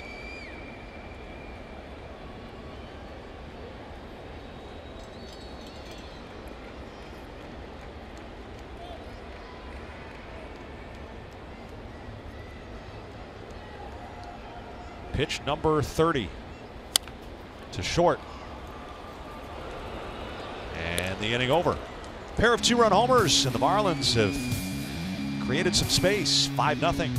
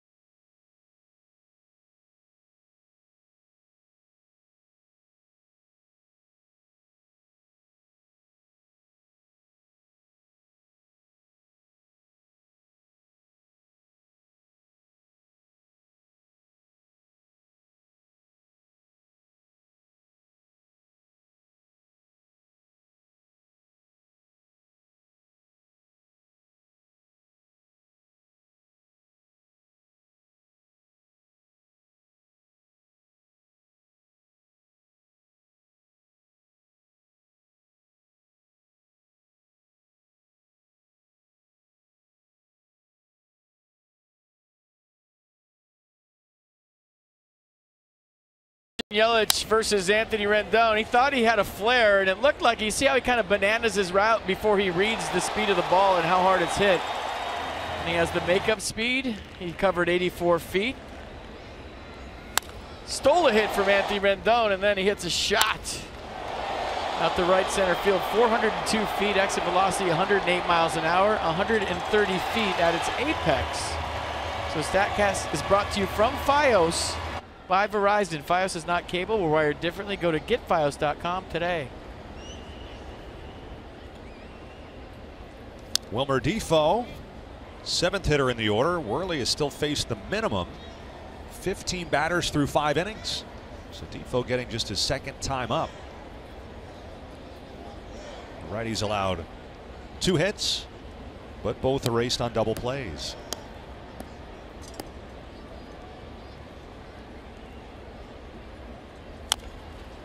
Dribbler, Worley will handle it and throws him out.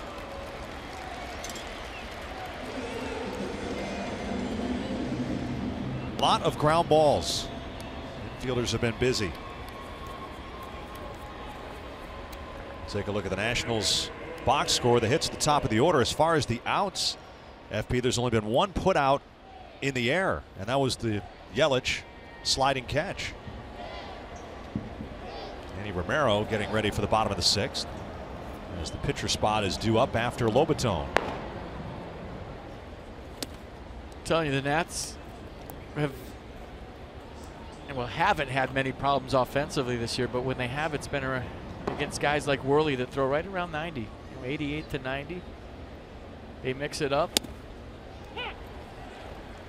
They're a bunch of fastball hunters, and every time they face somebody that kind of throws below hitting speed, if you will. It's when they scuffle just a hair. So I did my homework before the game. Okay. And the bushes are real out there at center. It was bothering me.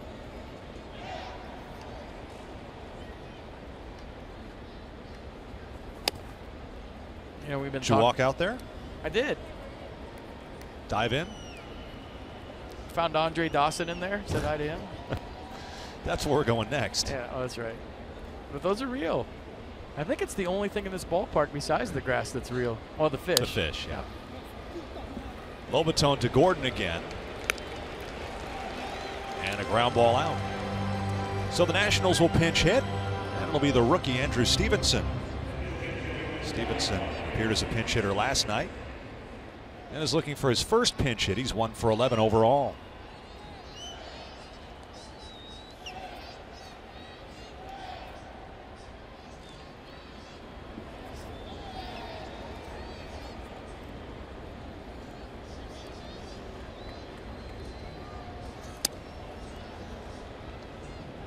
Cole's final line, 5 innings. He allows 5 runs, 6 hits, walks 4, fans 5, and the 2 home runs.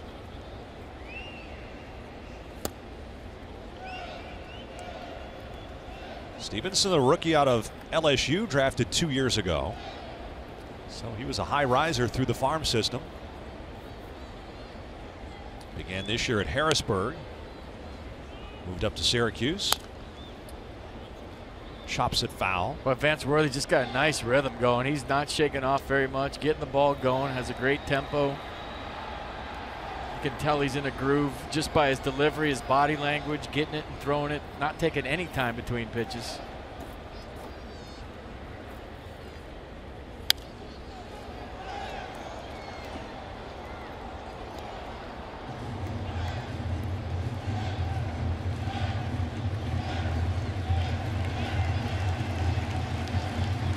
I would say if they can get in the Marlins bullpen, the Nats have a chance. Well, that may be soon. See how long Don Mattingly stretches him. Popped up foul.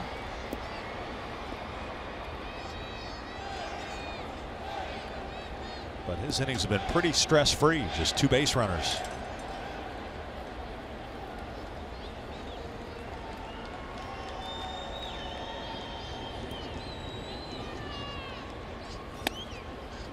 Tried the cutter. It's full to Stevenson. So if you're Vance Worley, 5-run lead, you're facing a pinch hitter, throw a fastball and see how far you can hit it, basically. You don't want to walk anybody.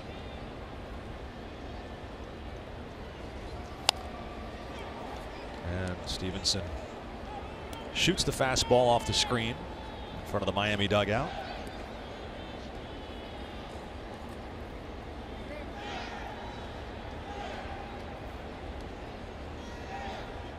Mercedes-Benz pitch cast. That's how he spread it around against Stevenson. To the right side. Gordon will handle it. And 3 more ground ball outs for Vance Worley. We go to the bottom of the 6th. Eddie Romero, the new pitcher.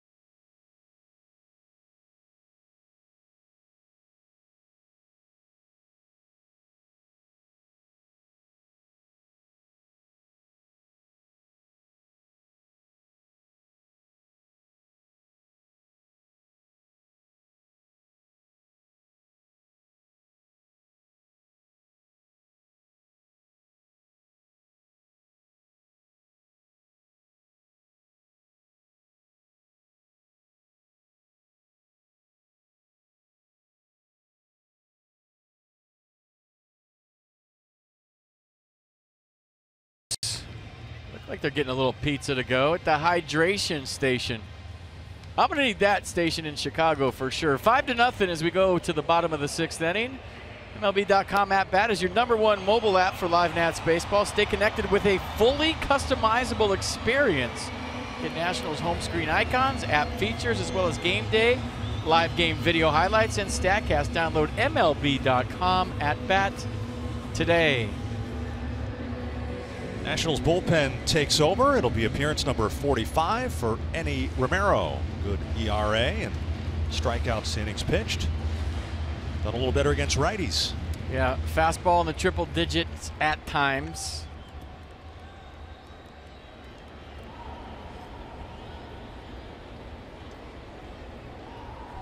Faces a righty to start it off in Rojas.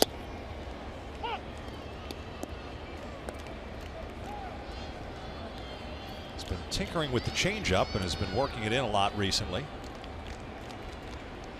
Yeah, as a hitter, just make me think about something else. Show me something else so it gets me off the fastball, even though it's almost 100.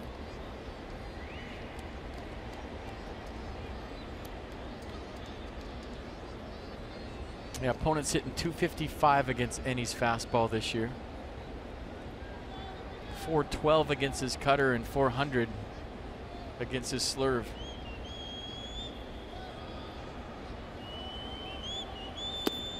There's the change.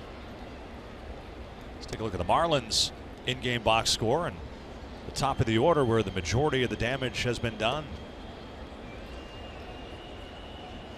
This offense gets D. Gordon on base a lot. They score a lot.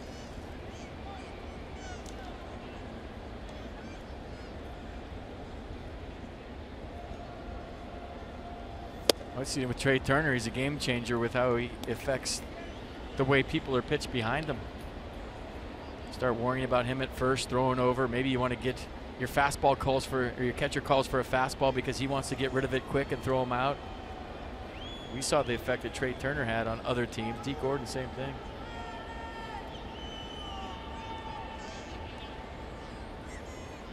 The true leadoff hitter in baseball, how many are there today? Rojas draws the 5th walk for the Marlins. Let's take you inside the numbers, brought to you by PNC and the recent work of the bullpen since the Madsen Doolittle trade. Perfect in save chances, and the ERA down over a run from where it was prior to the trade.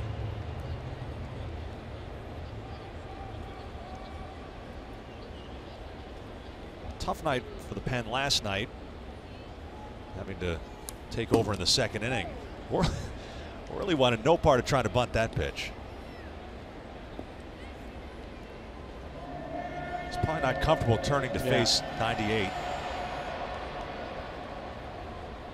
It's tough to bunt an upper 90s fastball. It's tough to deaden it. And it's also tough not to be scared of it.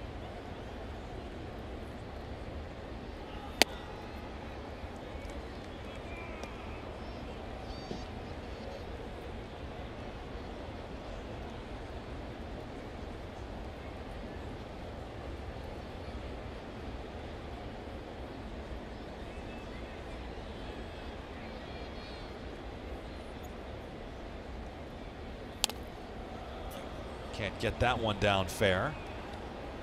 Worley has 3 sacrifice bunts this year. I don't think his heart or his backside are into this at bat. No, he's up 5-0 and he's got a guy throwing 100.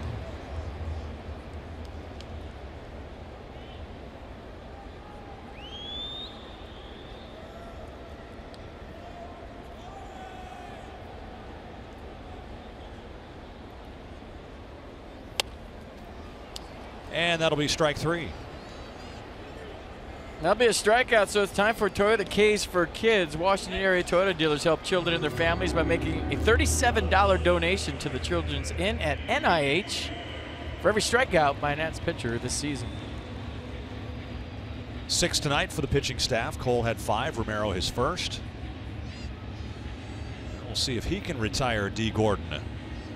Walk in the 1st inning, scored The third inning hit extended his hitting streak to 13, and then the triple started the 4-run uprising in the 5th. It's the inning that turned a 1-0 Miami lead into 5.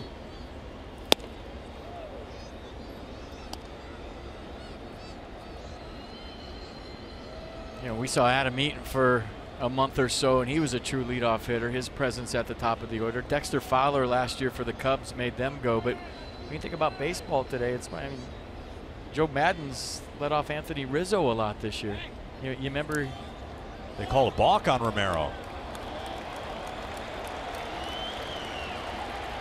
I don't think any knows what he did wrong.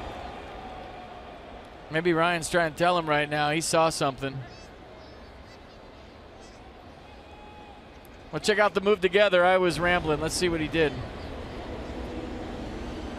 Maybe he crossed. So as a left-hander, you can't cross your back leg. Once you cross that back leg, you have to go to home.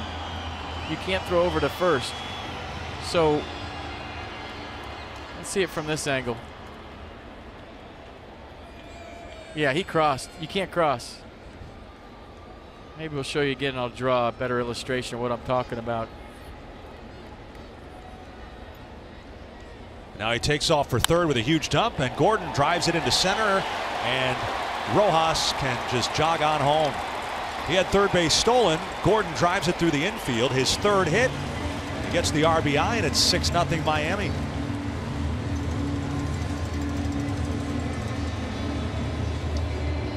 D. Gordon having a big night for the Marlins.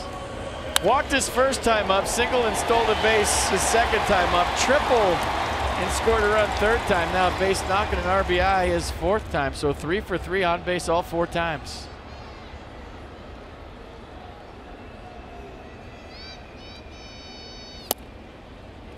All 1 to Stanton.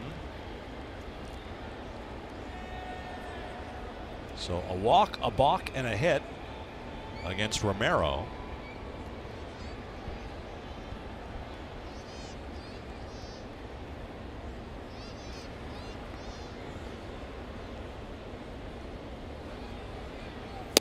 You know, normally I'd say up by 6 and it's the 6th inning that, you know, the unwritten rules are you don't steal, but with the Nats offense and the way they've come back a lot this year and how powerful they are, I think the steal is still in here up 6. I don't think it's bad baseball at all. Gordon not an aggressive lead. And this one is shot down the line and foul. I wouldn't get in front of that if you're a fan. My goodness.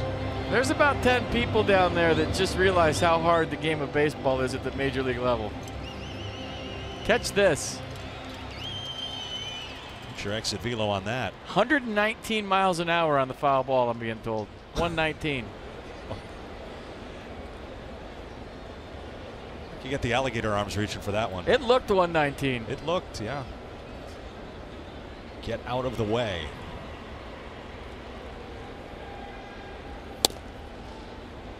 Here's what's 119 sounds like. Listen to this.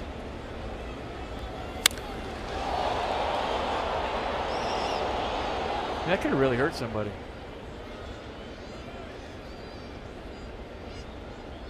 One guy in the red shirt didn't even move, paying attention. He's lucky.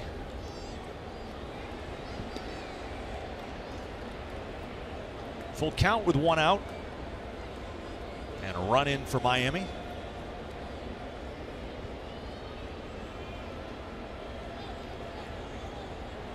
Gordon extending the lead now on 3-2. Time at the plate.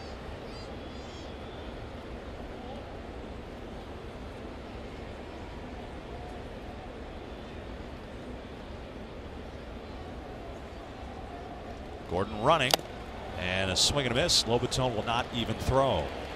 So Gordon gets his 40th steal, but Romero gets his second strikeout.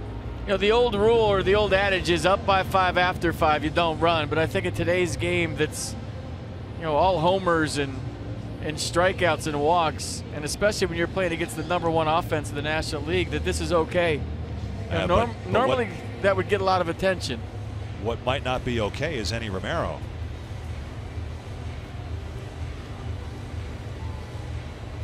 Dale Gilbert, the assistant trainer, is coming out along with Mike Maddox and Dusty Baker. Remember a couple of appearances ago that Romero came out as he had a back issue, a back spasm. That was in the game in Phoenix a little over a week ago. Might have felt something, they saw it, and Dale's saying, are you sure? Throw a couple and let's make sure.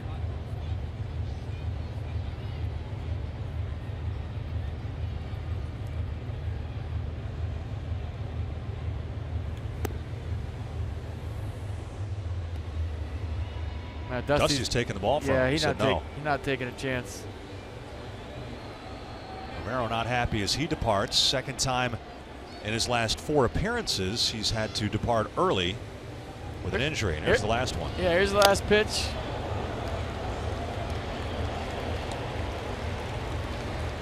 Jose Lobaton saw it and called for the dugout. Did you see? Yeah, obviously in some discomfort there. Frustrated. So the Nationals will make a pitching change. Matt Albers will have all the time he needs to get ready as he'll come in to face Christian Yelich. A UPS Store call to the bullpen. Need expert printing? The UPS Store has you covered. Together there's nothing we can't solve. Marlins leading at 6.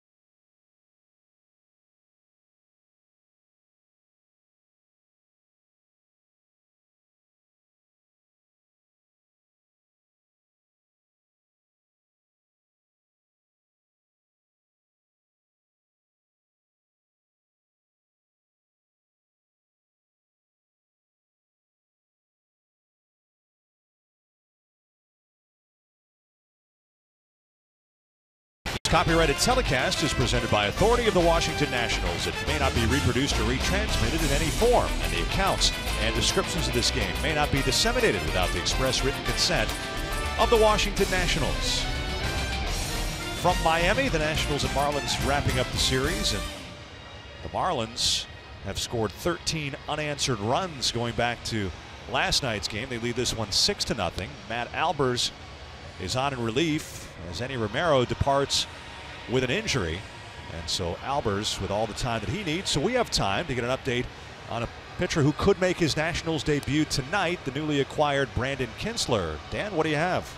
Dave, you mentioned he could make his Nationals debut today. He said there's probably a 99.5% chance he'll make his debut today, given the state of the Nationals bullpen. A little worn out right now.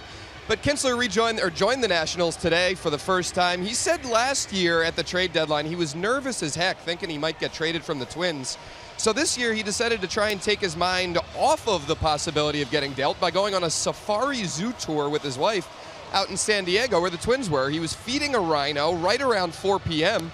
when he got the call from someone with the Twins organization telling him he'd been traded to the Nationals. Now finds himself in first place, which he is thrilled about. So quite a journey for KINTZLER over the last handful of years. A 40th round pick, was in independent ball a few years ago, had knee surgery a couple years ago, then worked his way up through the Twins bullpen, found himself as their closer, made an all-star team this year for the first time, was here in Miami just a few weeks ago to be part of the all-star experience.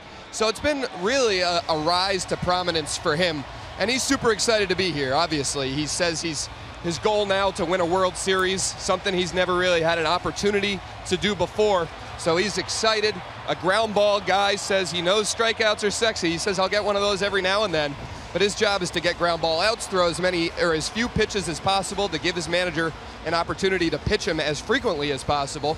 As for his role, Dusty Baker and Mike Rizzo saying over the last couple days, that'll be determined over the next couple of months how he'll slot in.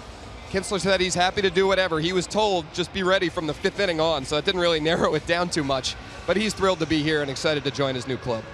Well, there he is, the Rhino. You were looking at him in the bullpen, and that name's new nickname. That name's got to stick. What do you do in San Diego, right? You go to the zoo. I've never fed rhinos. I don't even know what they eat. I'm sure you could ask Brandon. People? Do they eat people? He's the rhino expert now. I think they eat trees, if I'm not mistaken, and bushes and grass and sideline reporters. Matt Albers to face Yelich. 2-run homer last time up.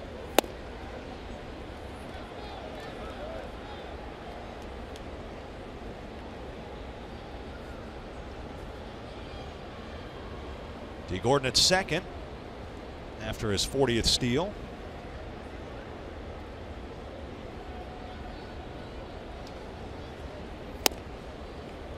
One and one. All right, KINTZLER throws a true sinker. You watch Matt Albers and his runs more than sinks.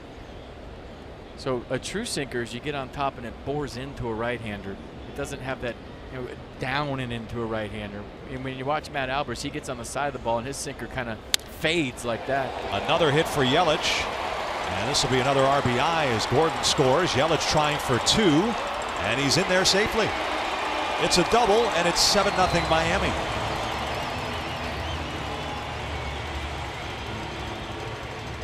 Yelich had been held in check the first 2 games, but not tonight. 2 walks, a homer, and a double. I'm telling you, the Marlins came to play. I mean, D. Gordon's running all over the place. Christian Yelich just stretched a single into a double. And the Marlins are playing hard tonight. There's no ifs, ands, or buts about it. That looked like a single, and Yelich just busted it out of the box, put his head down, and stretched it into a double. So that run closes the book on Romero. 2/3 of an inning, 2 runs. And now the Albers-Ozuna matchup. Ozuna hit the 3-run homer, greeting Albers last night in the 5th inning.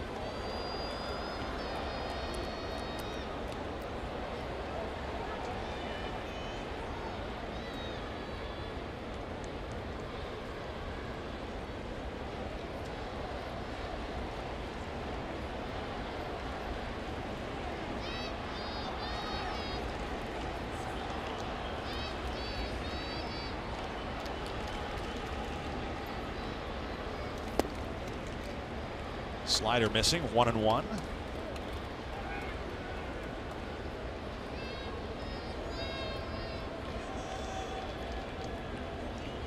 Albers making his 40th appearance and working back-to-back games.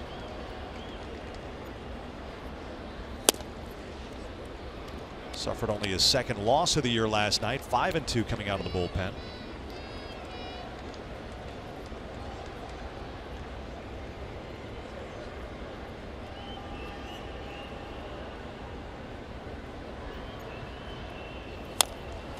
Weekly toward first, and Zimmerman will end the inning. Marlins get 2 more. Top of the order coming up for the Nationals as they try to get the bats going.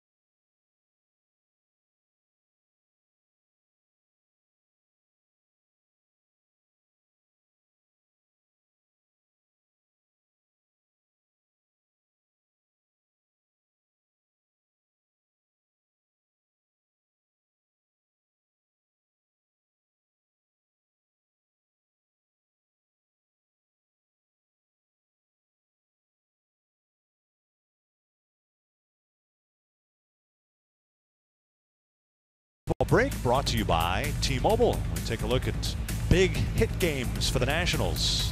Nobody in Nats history has had a bigger game than Anthony Rendon did against the Mets. But Trey Turner and Howie Kendrick tried. Howie was 6 for 6. He just did it in 2 days. And I was wondering his last at-bat, what are the odds of going 7 for 7 as a major leaguer? I believe the Nationals' record for consecutive hits is 8. Dimitri Young did it. Wow. Back-to-back 4 for 4 games back in his All-Star season of '07. So Kendrick came too short of that. He'll bat second in this inning. Nationals have just 2 hits against Vance Worley.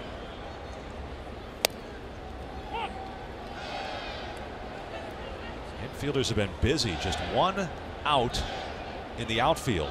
That was the diving catch by Yelich. 3 strikeouts. The rest on the ground. A couple of double plays. Yelich robbed Rendon in the 5th inning.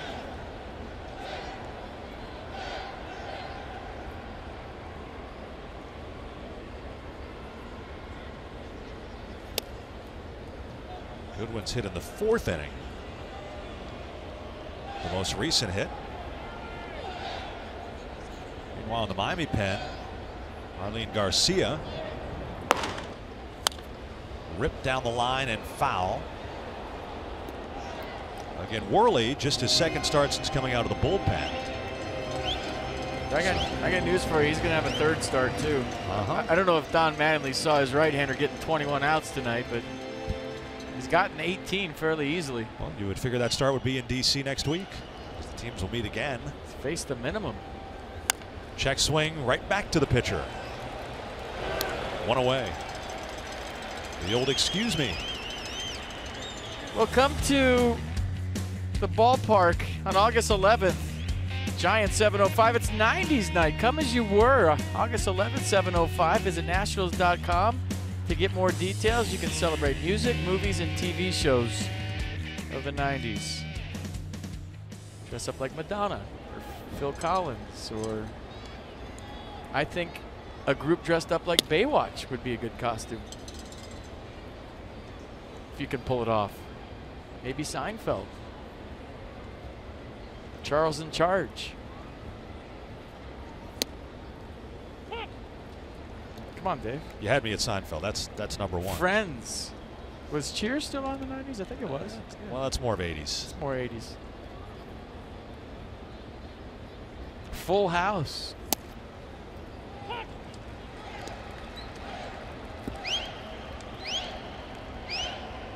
I think you had time to watch all those? No, I'm just looking at my computer right now. I think I think everybody dressed as Baywatch would be a hit.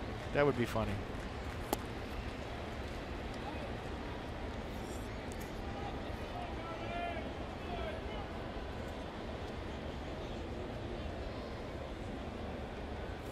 Yeah.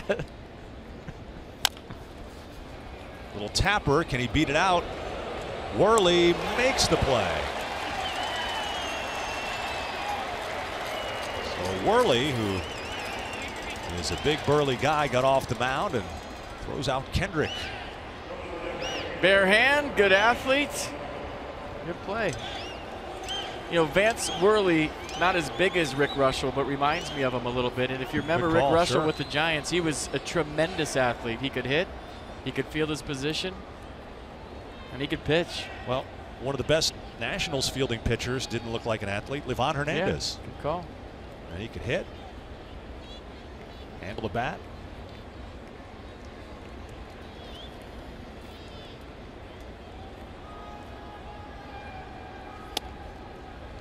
I'm getting crushed by the truck for saying Charles in Charge. Just why I started laughing, but that was a 90s show. Scott Baio, 1-0, Booth. Were you a fan? No. No, didn't think so.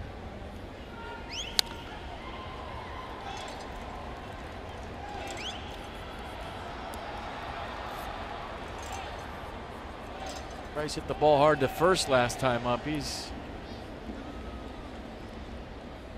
trying to turn an 0 for 2 into a 1 for 3 right now. Well, a 90s night they could come in Santangelo jerseys. I mean, because this is the anniversary. It is. 22nd annual. August 2nd.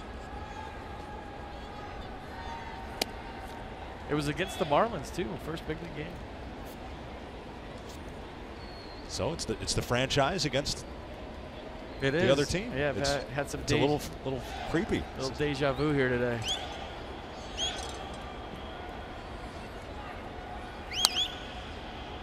Foul off first. Got to the ballpark at 12 o'clock for a 7:30 game. They had to open the clubhouse for me, Bill Stoneman. He came down and he said, "Don't you think you're a little early?" I said, "I've been waiting my whole life for this. There's no such thing as early." Felipe Alou walked into the clubhouse, saw me sitting there by myself at 1 o'clock and said, "This guy's ready than any more guys than I have. I'm going to put him in the lineup tonight." So because I got there so early, he ended up putting me in the lineup my first night, and I got 2 hits. If I had sat around for a week and watched the big league games, wow, there's no way I could have done it. But you didn't have time to think, and I think that's what a lot of managers do right now. You call a kid up, put him right in the game. Don't let him sit there and think about it and get nervous. The 3-2 to deep center. Yelich with room. And Harper's bid for his 28th home run comes up just short. 7th inning stretch time, 7-0 Miami.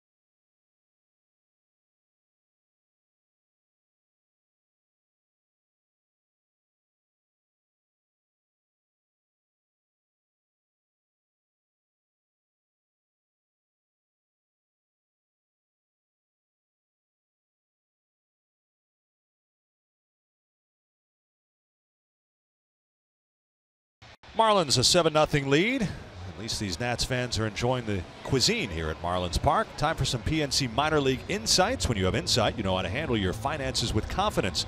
Brought to you by PNC Bank, for the achiever in you. Well, a little history last night at McCoy Stadium in Pawtucket. Neftali Soto went yard 3 times. He just missed a 4th. He hit to the warning track in his last at bat, as he's put up some big power numbers this year. Nicely done. 3 taters, 1 game. He's ready. Call him up. Pitch a strike to Real Muto. The other news on the minor league front, Michael Taylor on his rehab assignment today with Potomac. Something interesting happened. He had 4 at-bats. He played the whole game. He was intentionally walked twice in his 4 at-bats. He had a hit and he had a strikeout. The second intentional walk FP came with the bases empty and 2 outs in like the 4th inning. But we looked it up. I mean, I brought that up on the bus. I'm Yeah. going, something had to happen. That's ridiculous to intentionally walk a big leaguer on a rehab assignment with nobody on base. Well, didn't Lynchburg have a kid that was a single shy of the cycle the night before, and they walked him? Yeah. But I think the score dictated that. That had to be it, though. Well, I guess you could practice your base running. I don't know. I mean, obviously, you want to see pitches, and I don't know. I think he then stole second after he was walked. Stole second, third, no. Dusty hoping to have Michael back soon. Of the position players, he's the closest to being ready. Trey Turner and Jason Worth have been with the team here in Miami. They're going to stay here in Florida and go up to West Palm and work out there, while the rest of the club heads to the Windy City.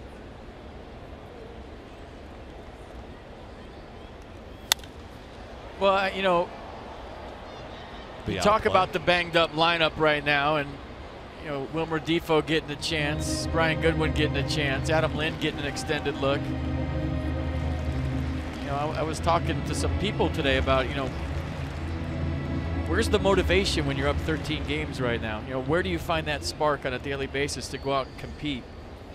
I'm talking to a few of the coaches, and you know, they were saying, well, guys are getting their chance. There's one way. You know, you're a younger guy. You want to show the established guys on your team that you can do it. You can play with them. And then the big boys like Bryce and Ryan and Murph are kind of competing against each other. They got their own little thing going where, you know, they're having great seasons and they want to keep the ball rolling. You know, Max does his thing every 5th day. Gio's been fantastic. So I guess right now where the motivation comes in the dog days, when you're up 13 and you really don't have anybody pushing you, is just yourself. You know, you look yourself in the mirror and you go out there and do the best you can on a nightly basis and try to put up your numbers and establish yourself as a major leaguer. And if you're having a good season, to have a great season. But, you know, they're taking the losses tough. You walk into that clubhouse after a tough loss, it's crickets. You know, and they're celebrating the good wins. So they're still going about their business on a daily basis. You know, but I think Dusty's biggest challenge right now is getting these guys ready to play when you're 20-something games over and you're 13 games up and you have nobody pushing you. Like on a night like tonight, where's the motivation to go out and dig deep down, other than you're a major leaguer and you're getting paid a lot of money, to go out there and fight? And I think where you find that is on an individual case-by-case basis. When they get healthy again, and hopefully it's soon, and this big, you know, ball of offense gets steamrolling into September and October, that's where I think you're going to see them start to pick this thing up a notch. Right now, you got to fight. You got to fight to motivate yourself on a daily basis. You got to fight to be a professional. You got to fight for wins. Well, let me ask you this then: you've got the series coming up with the Cubs. You're about at the 2/3 mark of the season. There's a third of the season left to go, and the Cubs are starting to play well. Is there anything about, you know, looking ahead to facing him in the postseason, you want the home field? Yeah. Is it too early for that? No, it's just going to be a macho thing, I think. You're going to go in there this weekend into their house, into a hostile environment, and it's going to take care of itself. You're going to see these guys playing at a higher speed Friday, Saturday, and Sunday. You know, day games, Wrigley Field, defending World Series champs, a preview of what might be a playoff series at NLDS.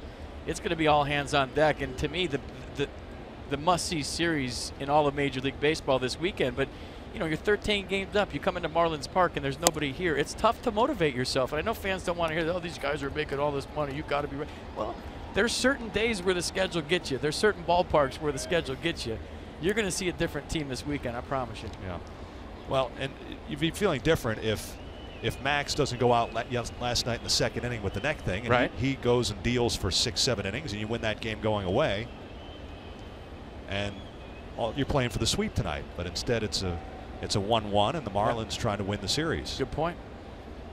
And Cubs are playing well too, so gonna be fun. Kendrick throws out Dietrich, so 2 down in the inning, and Albers will face Tyler Moore.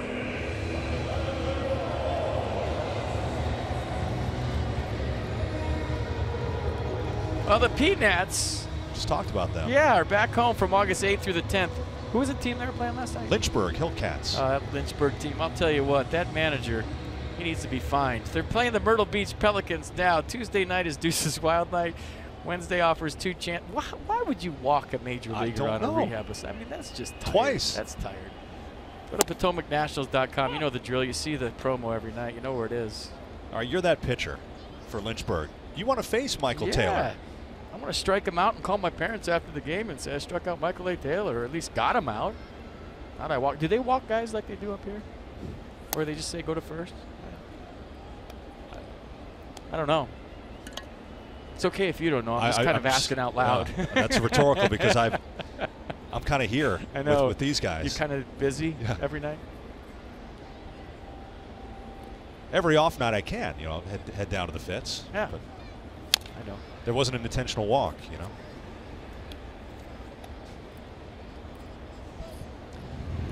Odrisamer Despaigne. Former Padre, former Oriole. Despaigne.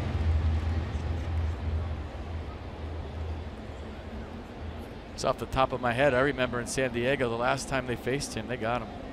I don't think he lasted long at all. Might have been 3 innings.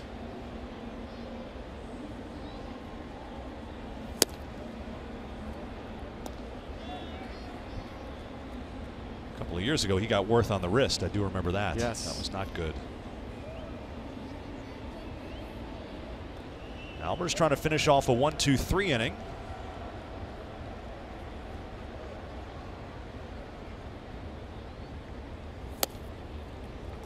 Full count to Tyler Moore. Marlins have 8 hits. Tyler looking for his first. Strikeout and a ground out. And in the 4th inning, he had the rare pop up to the pitcher.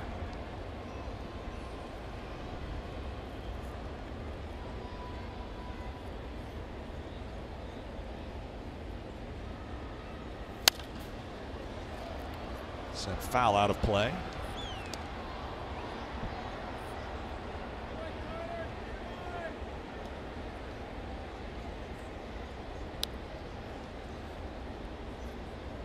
Marlins got a run in the 1st, and then A.J. Cole pitched 3 scoreless frames and was touched for 4 in the 5th. Manny Romero gave up 2 in the 6th, and then left with an injury. Nationals have had just 2 hits in 7 innings against Vance Worley. May be done due to the pitch count.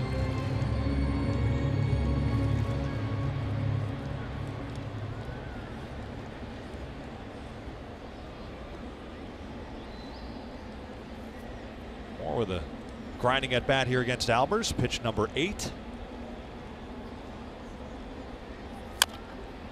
Dribbled foul. That Charleston charge was 1984 to 1990, I'm being told, so that counts. Yeah, I mean, 1990. Tired show, but at least it was in the 90s.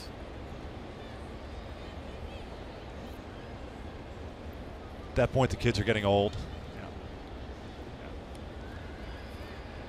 It's like the shooting range right there, pitch cast all over.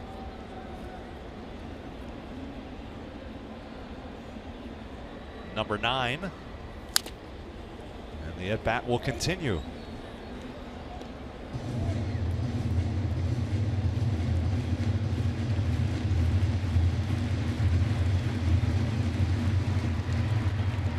Mike Maddox may want to get somebody up.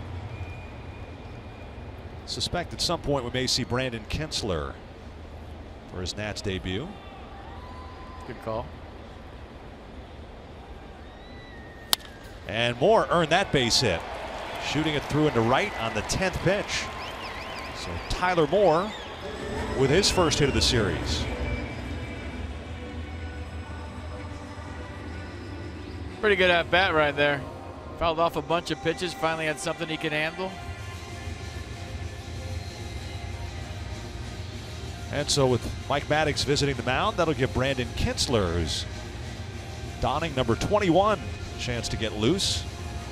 First time he's warmed up in a nightclub in his career.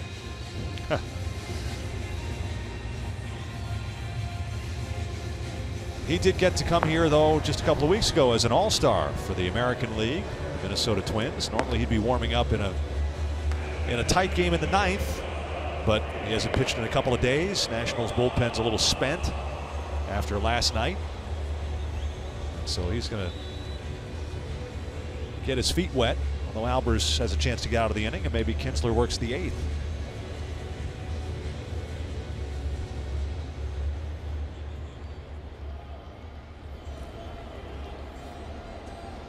Ichiro on deck, so that tells you that Worley's going to be done.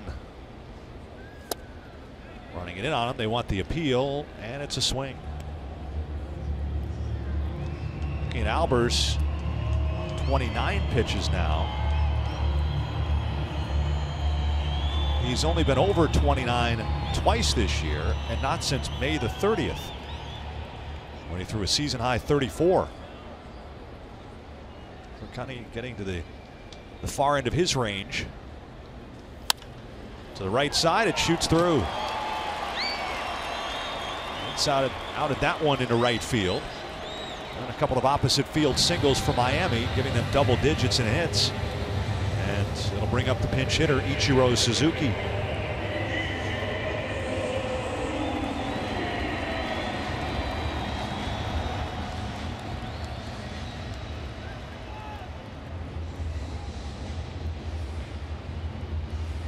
Ichiro with 3,060 hits in the major leagues. They're going to send Lobaton out to stall. So KINTZLER hasn't had a whole lot of time to get ready. They want it for Ichiro. Mike Maddox is lifting his hat up to see if he's ready. Yeah. And the hat came back from the bullpen. That means he's ready. And Dusty Baker's going to whip a Yui around the stairs here and come out and get Matt Albers and make a pitching change. And we'll all get to watch Brandon KINTZLER together. They'll get 8 more on the mound. And Dusty's going to the home plate umpire, so he's got a double switch in mind. Harper made the last out, so we'll see who the double switch is when we come back to Miami. 7-0 Marlins.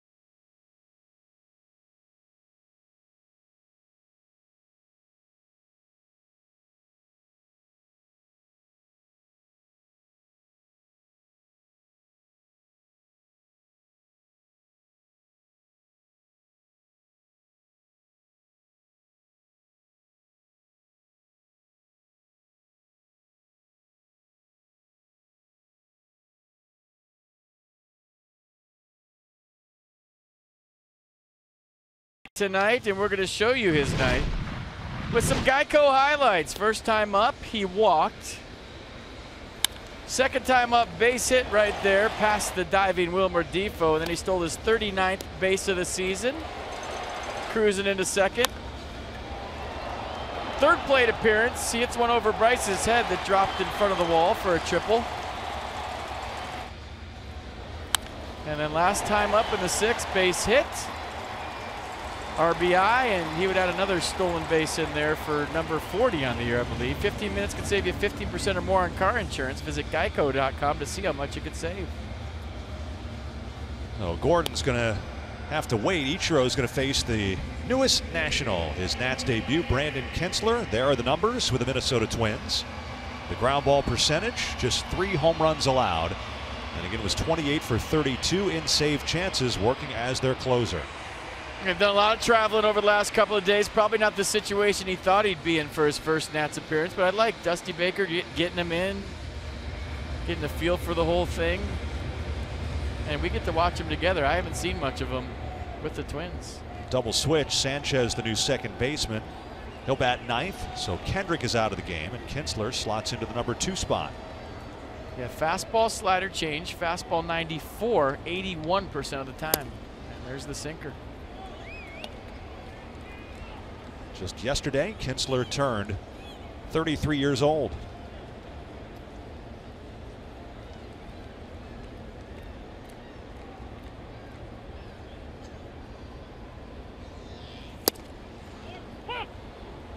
You initially had 5'10" on his height. Then we had a report that he was 6 foot and grew 2 inches since the trade. That's amazing. I'm going with 5'10". based on what I'm seeing here. Doesn't matter though. He gets outs, and that's all that counts.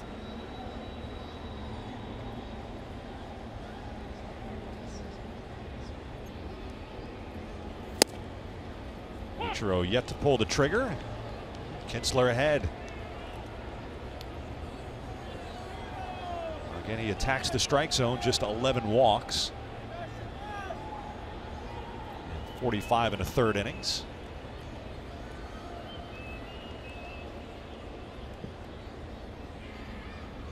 Two men on with two away. And that one a knuckler over the head of the third base coach. Ichiro, #1, has company of the 3,000 hit club with Beltre's recent addition. And 4,300 plus hits combining his time in Japan. 43-38 total.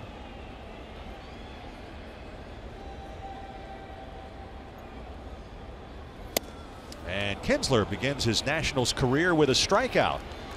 So he gets Ichiro to end the inning, and the Marlins strand a couple. We go to the 8th. Zimmerman to lead off when we come back.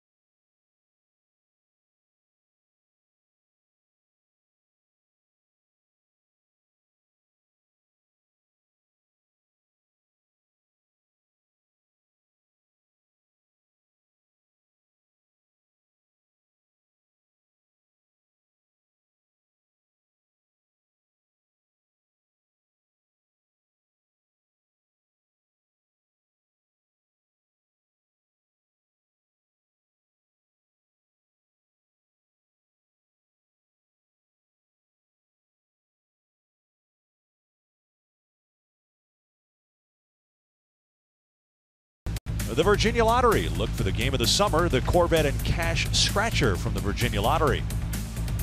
And by Navy Federal Credit Union, proudly serving the armed forces and their families for over 80 years, federally insured by NCUA. Brandon KINTZLER finishing off the bottom of the 7th with the Marlins leading the Nationals 7-0. And look at the movement, FP. Yeah, watch this pitch just take off. Jose Lobaton set up inside. I think that started in her third and ran off the plate away. Kind of a wiffle ball two-seamer from KINTZLER. It's not an easy guy to strike out. Dan Kolko's report, KINTZLER admitted he doesn't strike out many. Occasionally he does. Well, he's 1 for 1. He struck out everybody he's faced as an ad. That's good enough for me. New pitcher for the Marlins. Odrisamer Despaigne.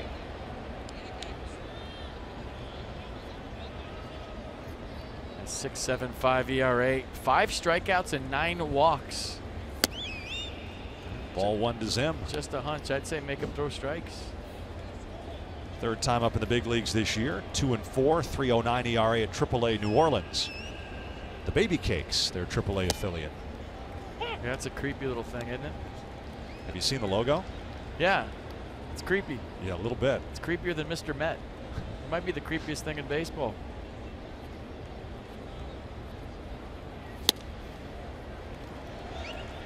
Yeah, fastball, he'll cut the fastball, curveball change. Fastball 92 for Despaigne.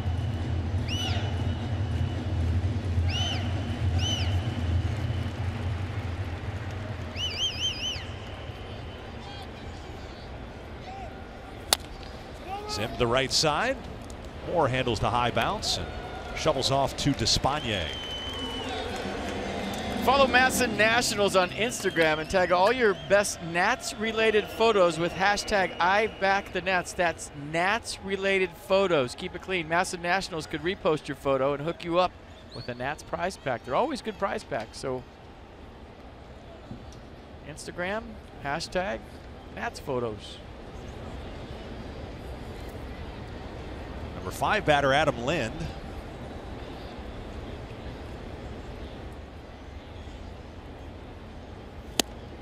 The Nationals have not had a runner left on base in this game. 2 hits. Kendrick in the first, Goodwin in the fourth, both erased on double plays.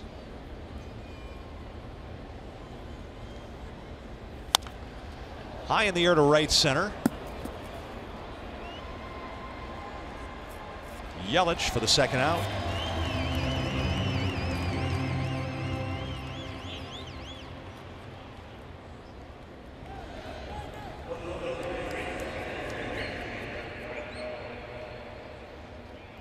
Anthony Rendon robbed of a hit his last time up. Final pitching line for Vance Worley, the Marlins starter. 7 shutout innings, 2 hits, no walks, 3 strikeouts. And he was incredibly efficient with his pitch count. 92 pitches over 7 innings.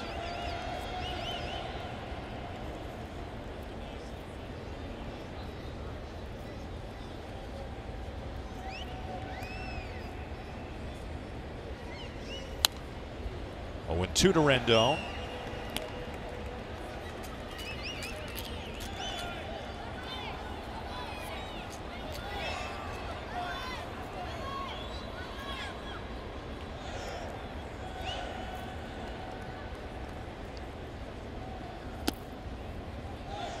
Breaking ball in the dirt.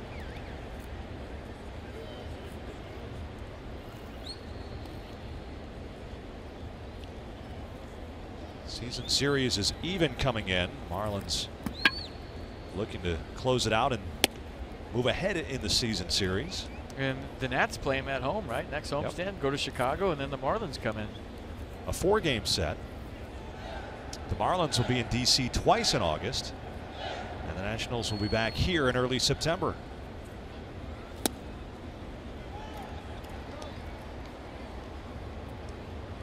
This was prior to this one. All the Marlins wins by a single run. 2 of those they've come back from 6-0 down, but this one has been theirs from the early going. Rendon to right. Stanton in fair territory before crossing the line. Despaigne retires the side in order. Brandon KINTZLER will continue his Nats debut.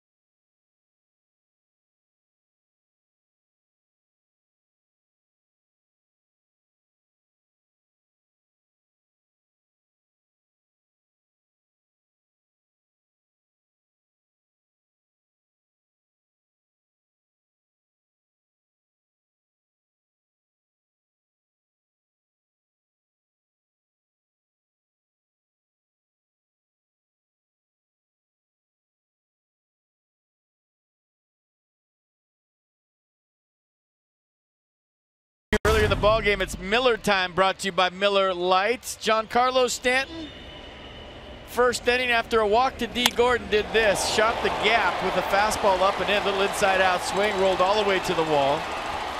D. Gordon scored easily from first base. Giancarlo Stanton had a stand-up double, and that's kind of how this one started and set the tone for his ball club the rest of the night. And Stanton's been able to come up with men on base each time because D. Gordon's been on base each time. So we'll get a longer look now at Brandon KINTZLER. In his Nats debut, he struck out Ichiro to end the 7th inning. Gordon 3 for 3. He scored 3 times. That's the changeup, which averages around 87, 88. Brandon KINTZLER, a 40th round draft pick by the San Diego Padres in 2004 out of Dixie State College.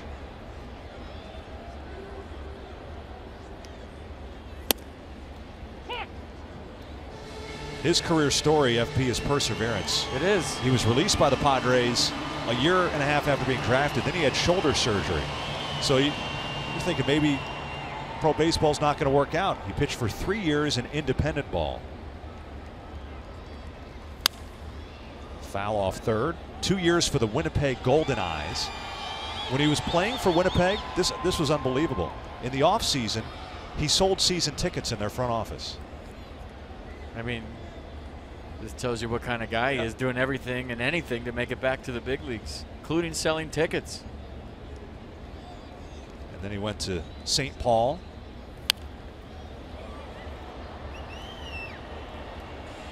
I think, you know, that gives you kind of an edge when you've really had to work that hard at it to get back to here. And then not just to get back, but to thrive and become an all-star with 28 saves. How many Winnipeg Golden Eyes can say I'm an MLB All-Star? He's the one. You're looking at him.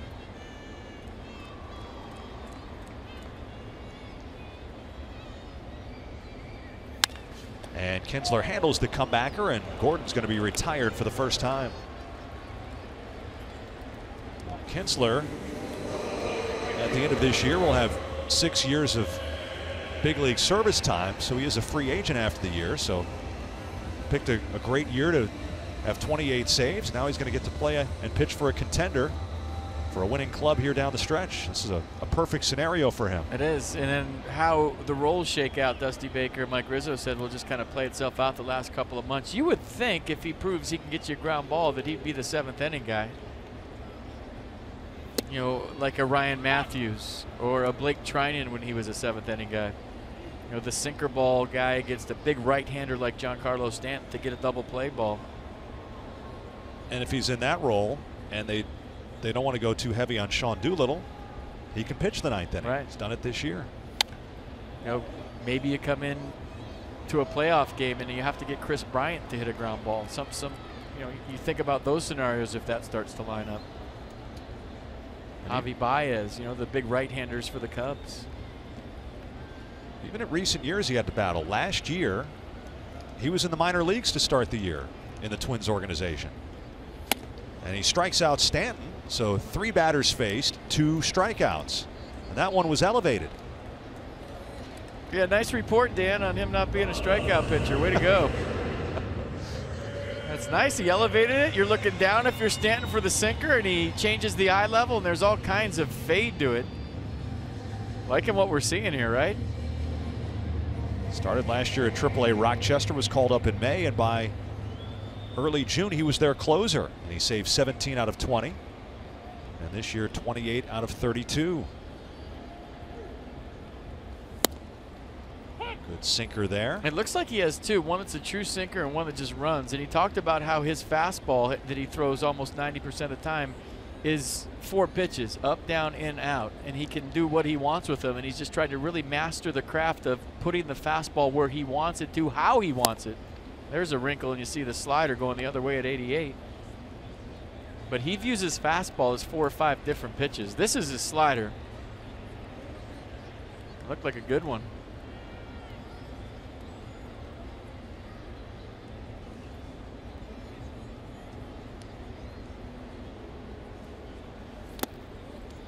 Tried it again. Ball 1 to Yelich.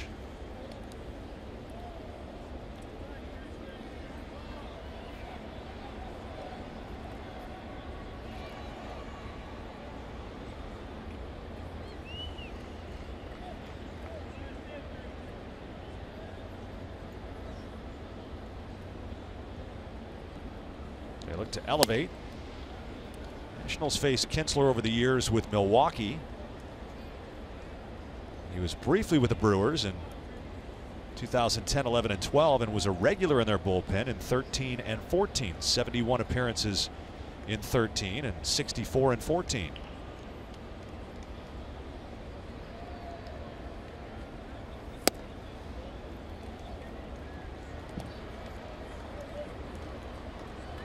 Coming up after the game, tune into the Nats Extra post-game show with Byron Kerr and Ray Knight, presented by WB Mason.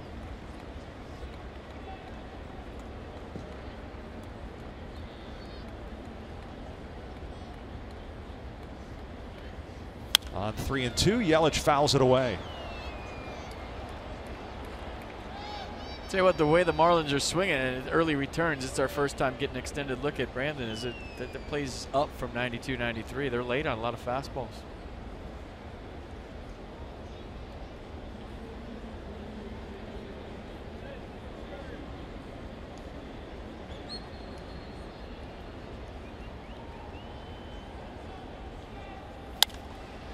Down the line, and that'll twist into the seats.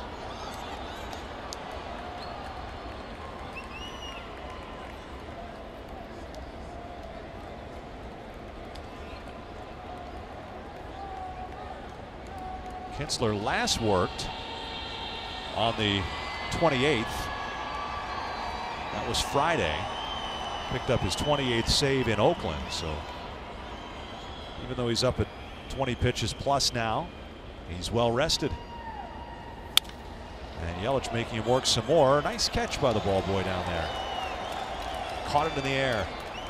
It did, and it gave it to a fan. Nicely done. Showing off a little bit. Saying the ball is slicing. So he said, "Oh, it's a tough play."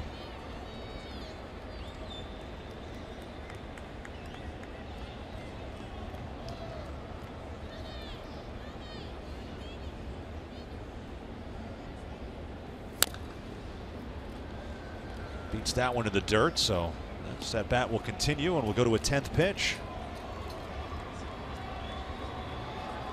Yelich has fouled off 4 in a row on 3-2.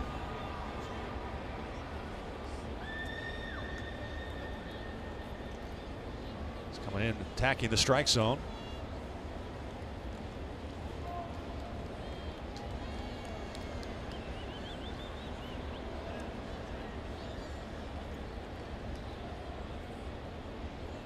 Pitch number 10 to the right side.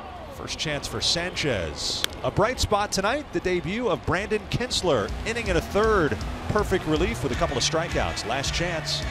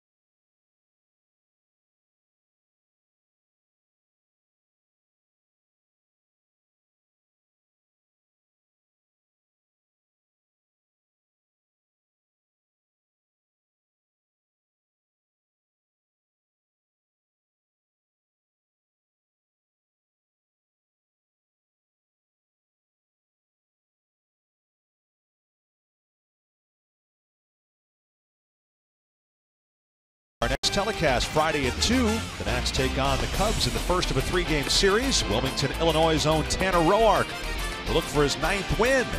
as he'll battle Kyle Hendricks. Finished third in the Cy Young last year behind Max Scherzer. Coverage begins at 1:30 with Nats Extra on MASN, and that's Friday. Well, FP, your early impressions of the newest acquisition, Mr. Brandon KINTZLER. I mean, yeah, he worked fast, he threw strikes, he got ground balls, and he struck guys out. Other than that, he was awful. I mean, that was impressive, right? Maybe a little rise to his fastball, maybe talking about the one that struck out Ichiro. That one looked like it had a little rise effect to it. Kind of hung a right-hand turn. So, yeah, that was good. Real good. And given the situation, too, it was even more impressive. This is the Nationals' third hit. Defoe is not going to try to stretch it, down by 7. And so Wilmer continues to pile up hits. 18 of the last 21 games. And a leadoff base hit against Espana. The Nationals have hit into 2 double plays tonight, so the Marlins are still facing the minimum through 8 innings. The Nationals not had a man left on base. Lobatone hits a double play ball. And Rojas takes his time. A crow hop and a throw. And just like that, the leadoff single's erased. Lobatone is grounded all 3 times to Gordon. And this time it erases the man in front of him. Adrian Sanchez, the last hope. And if Espana retires him, that will be 27 batters faced for the Marlins pitching staff. And in a regulation 9-inning game, that's the lowest number you can have.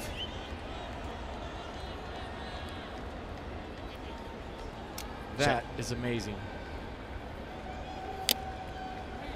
A strike. With this ball club and this offense, that is amazing. 3 hits, followed by 3 double plays.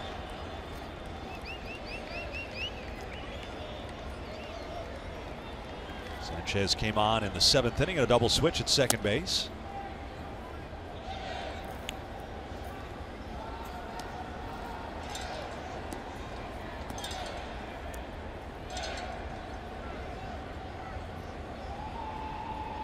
Espana is a strike away from clinching the series for the Marlins.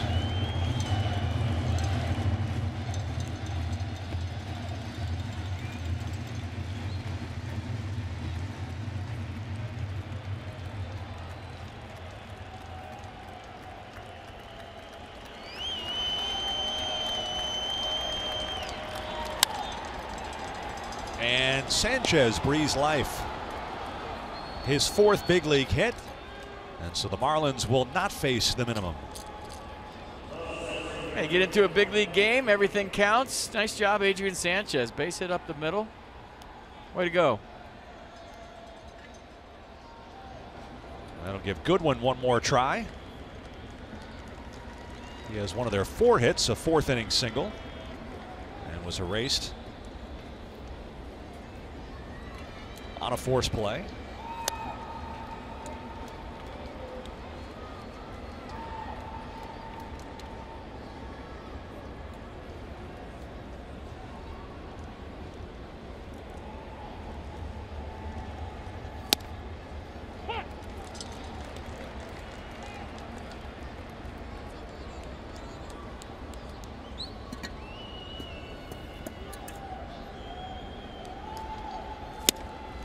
Change up there. And it's 1-2 on Bryan.